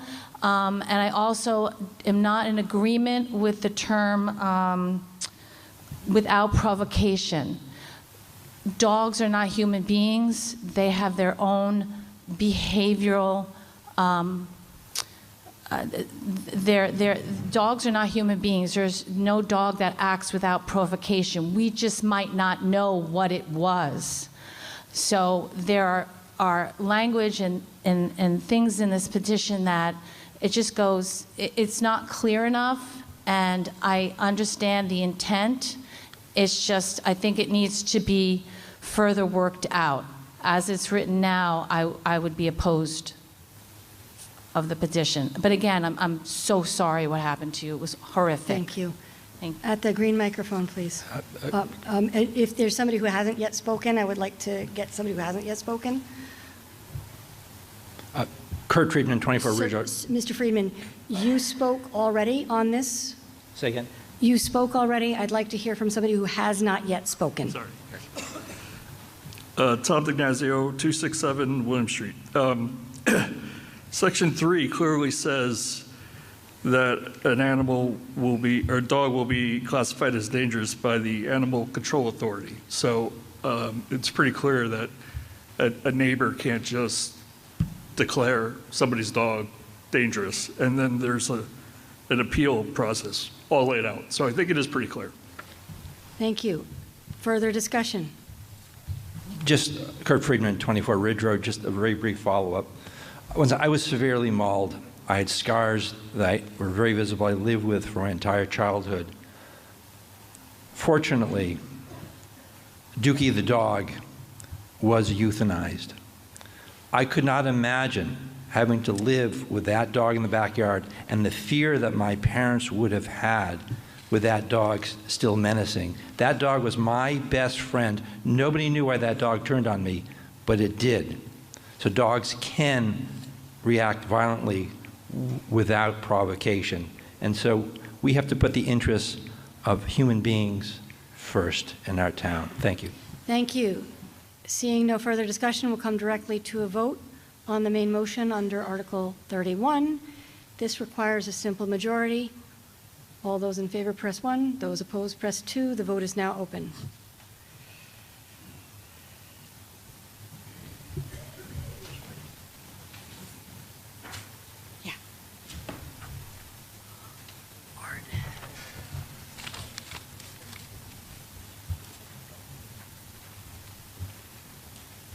The vote is now closed.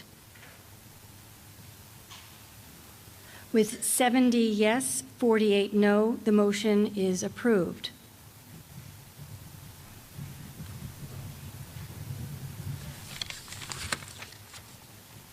Article 32. Is that correct? Article 32. Mr. Friedman.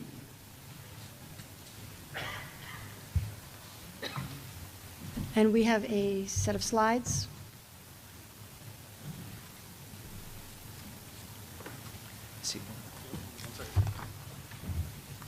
Now, he's not moving in terms of the article. This is a brand new motion. He's reading it. Check that. Just, okay. Or advance it.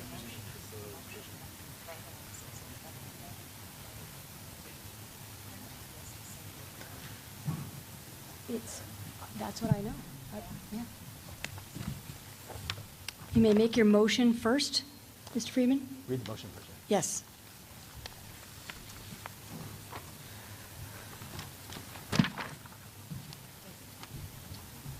It's on, the motion is on your slides as well. Is that correct? I move to put forward Article 32, side yard, ground mount solar panels. Okay, so the motion that you gave to me via email is different than the motion that is in the warrant. Because it is different, you must state the entire motion, sir. Okay. Unless you'd like to stick with the original in the warrant. No, I want to. Okay. Okay.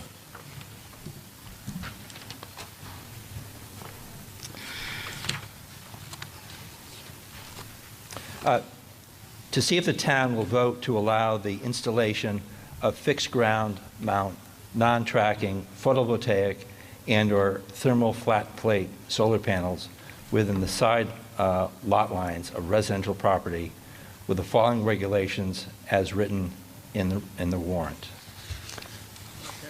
No, it's not done yet. Okay.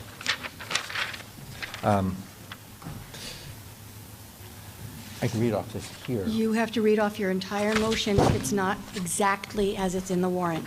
Okay.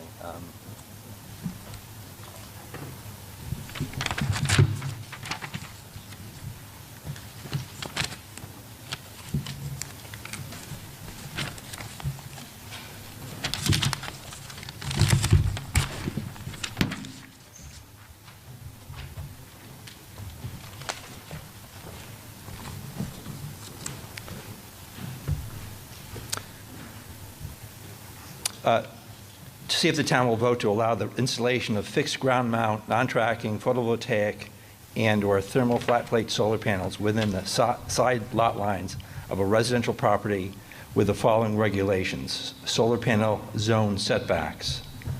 Please see diagram 1, side yard solar panel zone diagram. Solar panels and supporting structures shall be located in zones up to 9 feet in horizontal depth that are offset a minimum of 3 feet from the building foundation. The maximum parallel distance from the foundation to the edge of a solar panel zone shall be 12 feet. There shall be a 6-foot separation in any solar panel zone at least every 22 feet to allow access.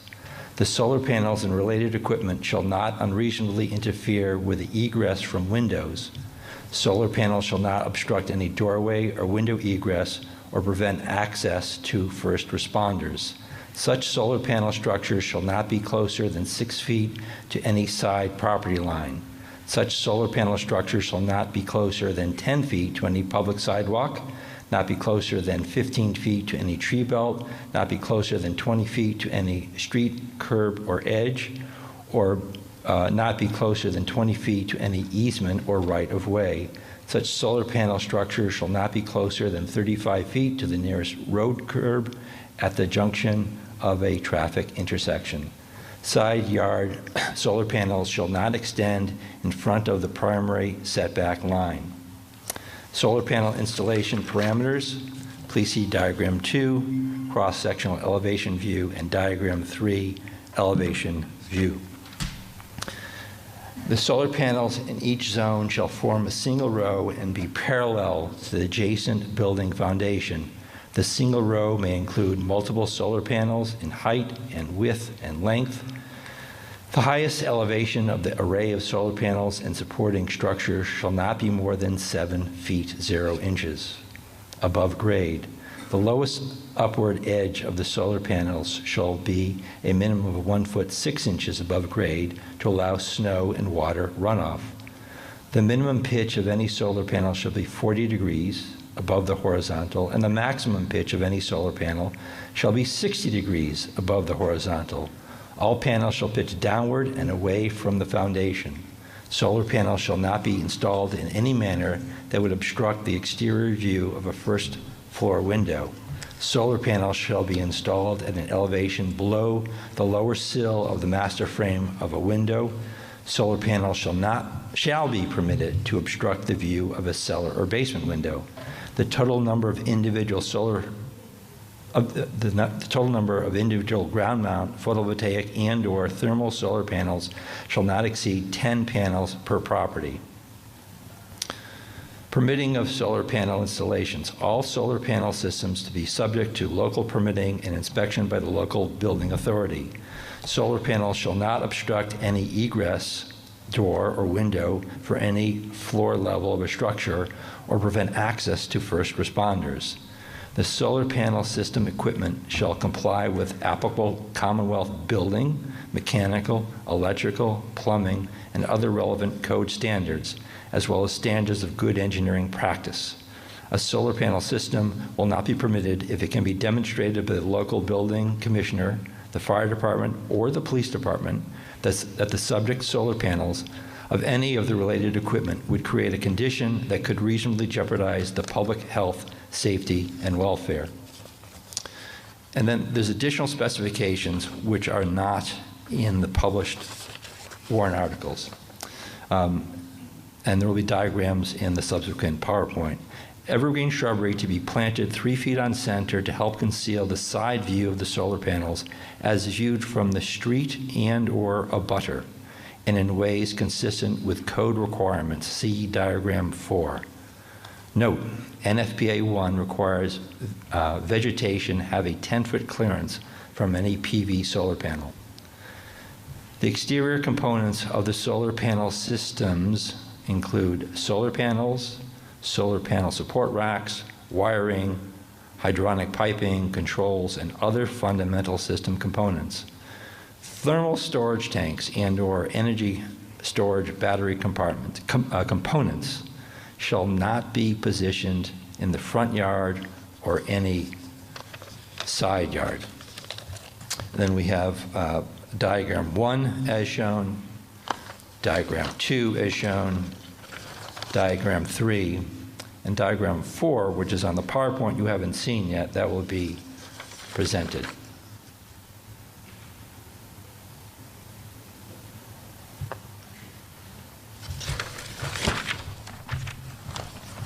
Is there a second? Second. You may speak to it. Okay. Good evening, everyone. My name is Kurt Friedman, 24 Ridge Road. Solar panels are our path towards sustainability, and it's a very, very common technology, one that has been around for many, many years. We have pole mount solar panels at many traffic intersections around town, illuminating traffic signals. On the corner of Longmeadow and Bliss, we have solar panels powering light poles for a parking lot that are 29 feet high. Side yard ground mount solar panels. So once again, we're talking about the installation of ground mount. I'm not going to repeat this again. We just heard it previously, but I'll just bring out the new points. The installation of ground mount single pane flat plate thermal solar panels or PV solar panels on the side of a home are in conflict with Longmeadow zoning bylaws, Section B, uses in resident zone. If passed, this article would enable a greater utilization of solar energy in ways that comply with MGL Chapter 40A, Section 3, by establishing reasonable regulations that also abide by building, electrical, mechanical, and plumbing code standards. Chapter 40A, Section 3, Paragraph 9. No zoning ordinance or bylaw shall prohibit or unreasonably regulate the installation of solar energy systems or the building structures that facilitate the collection of solar energy, except where necessary to protect the public health, safety, or welfare. So the plan which I've set, and as a professional engineer, someone who's designed these systems for many, many years, they do comply with code and standards.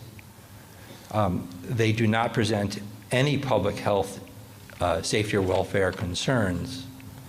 And I've done everything I can to minimize the visual effects. There are no solar panels 29 feet above grade on aluminum poles. And I'll show you, these are just camouflaged in with your garden beds, and that was the intent. And they're on the side of your home, not the front. Here's a detail of the drawing. This is the same that appears in the Warren article. So on the left and right of this home, you see the solar panel zones. And the panels are restricted to an area of 9 feet in depth by the full width of your home. And they have to be between the primary setback line and the secondary setback line. People are free to do what they want in their backyard. But under this article, you can't put it in your front yard. The cross-sectional elevation view, diagram 2. The solar panels have to be offset 3 feet from your foundation. They have to be installed parallel to your foundation. The lower foot of the panels can only protrude 12 feet out from the house. That's a maximum. And they can be a maximum only 7 feet high. And you also see the 9-foot maximum depth there. The front elevation view, the solar panels can be to the left or right of windows or below windows, but they can't obstruct windows. And once again, the maximum height is 7 feet. The additional specifications, the evergreen shrubbery to be planted 3 feet on center to help conceal the side view of the solar panels as viewed from the street and/or the abutter, and in ways consistent with code requirements. NFPA 1 says you can't have vegetation within 10 feet of a PV solar panel. For a thermal solar panel, there is no restriction. The exterior components of the solar panel system include solar panel support racks, wiring, hydronic piping, controls, and other fundamental system components. Thermal storage tanks and/or energy storage battery compartments shall not be positioned in the front yard or any side yard.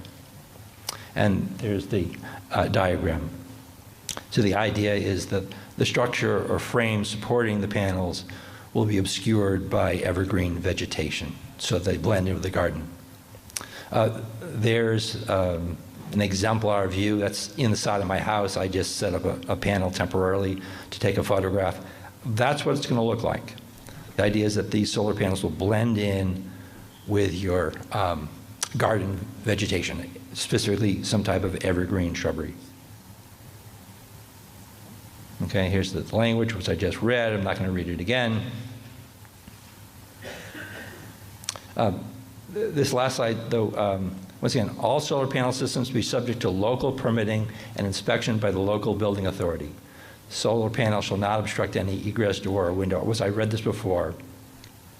So once again, the obligation that I have is to provide or to propose solar panels on the side of the home which have a minimum aesthetic impact and comply fully with all codes and standards and provide no safety or hazard. And that obligation is met. So based on the law, I fulfilled that requirement. And the use of solar panels is then enabled to me But once again, I didn't want to put solar panels 29 feet up in the air. They're nestled down low, no higher than 7 feet above ground, the highest point 7 feet above ground. And I think that this is a reasonable measure. Once again, we have energy prices, the highest that they've ever been. A do-it-yourself solar panel system, 90% of this can be done do-it-yourself, maybe 10% hired out for that part has to be done by professionals, electrical tie-ins, Thank you, Mr. Reed. things like that. So anyway, I hope that we pass this tonight.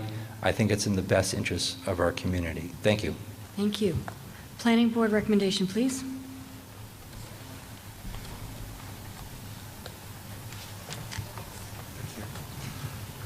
Bruce Colton, 91 Whitman Road. Speaking for the Planning Board by a vote of 5-0 recommends against approving this bylaw change. Thank you. Further discussion? Mr. Gold. Yes, Mark Gold, 129 Avondale Road. I have a question for the petitioner, and that is, it says the solar panels can be set up at anywhere from 40 degrees to 60 degrees, and I was wondering if there's been calculations based on the reflection of the sun on those, when it's lowest in the sky on December 21st, highest in the sky on June 21st toward your neighbor, because this is going to be facing the neighbor's house. Mr. Friedman.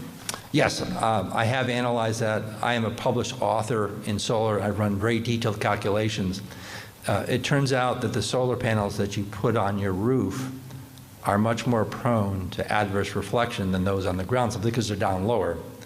And in terms of the angle, what happens when these are mounted, and the side of the house would be southerly, so what happens when the most greatest time that there would be an unwanted reflection is in the summertime when the sun is high. So what happens is that the sun swings around from back, and so what happens is that the side of the house, when they're mounted on the ground, ends up shading the solar panels. And so by putting them ground mount, at any time that they would cause an adverse problem, they would likely be shaded. Also, the nature and design of solar panels, and listen, these are very small arrays, only 10 panels. The solar panels themselves are specifically designed to be minimally reflective. The biggest concern would be your low-E glass windows, which provide reflection that could be 10 times more. So the concern for reflection from PV solar panels or thermal solar panels is much less than the windows in your house. Thank you. Next. That didn't answer the question. But all I want to say is it didn't answer the question. The question was, were the calculations made on the reflected angle, and you just told me something else. No, at the green microphone, please. Hi, Bill DiGiulio, 8 Woodside Drive. I'm in favor of this article.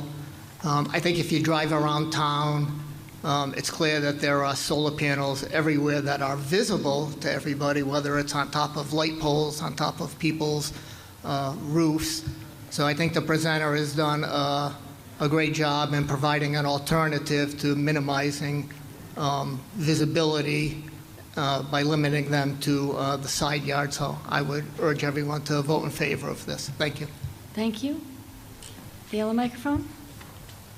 Michael Corona, 24 Chandler Avenue.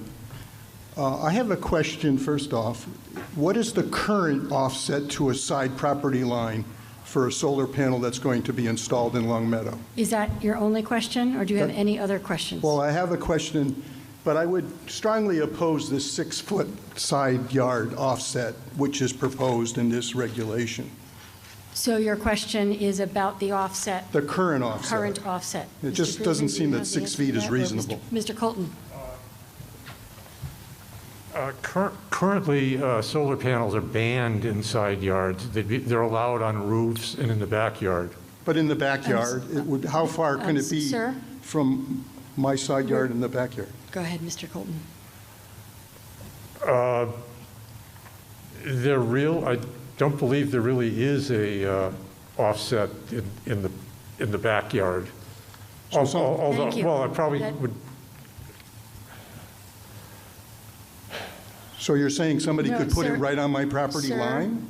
Sir, that's going to be the end of the questions. You have spoken now 3 times. So I'm going to invite somebody else to speak on this. If I could No. correct. Oh. We're going to move on to the person at the red microphone. Point of information. Can we propose amendment? You have a point of information or a point of order? Point of information. That's not a thing. We're not doing that. Thank you. At the red microphone, please. My name is Ingrid Shuttleworth, 63 Warwick Street, and I commute fairly regularly to Boston, and I'm not sure of the angle of the solar panels along the Mass Pike as you near, I think it's Newton, but if you catch it at the right angle, it's blinding. It's horrible. So glare can have a huge impact, and I would be opposed to it simply because of the glare. And it is an issue. We have a plastic fence in the backyard, and after 10 a.m. in the morning, when the sun comes around, it's glare all day long until a little after the sun sets. Thank you. But otherwise, energy's great. At the green microphone. Erica Wida, 162 Cambridge Circle. I'd like to speak in favor of this. I've seen this come up many times. I admit part of this is so that it doesn't come up again. But the real reason is that ground level solar is a lot cheaper than on-roof solar. It's easier to install. It's something that a lot of people need and can actually reduce your energy costs significantly at a much lower cost than roof solar. Not all of us are lucky enough to get sun in our backyards. Some of them get it on the side of their yards, and we should have access to that resource. I would like to see it in front yards as well. I know we're not going to get that tonight. But people should be grabbing solar. The world is not waiting for us. It's just heating up. So we have choices here. I'm sorry if you don't like the way it looks, but this is the right thing for the planet. Please vote for this. Thank you. Sir, you've already spoken now 3 times on an issue. We have a bylaw that specifies that a person may not speak more than 2 times on an issue without leave of the meeting. So we see you at the red microphone. We know that you're opposed. If someone would like to make a motion that you be able to speak, we will take a vote on that. If there is no other motion, then we will come directly to a vote on the main motion. We will come directly to a vote on the main motion. As shared, orally. The vote is now open. Simple. Thank you. I'm looking for my note. This requires 2/3 majority.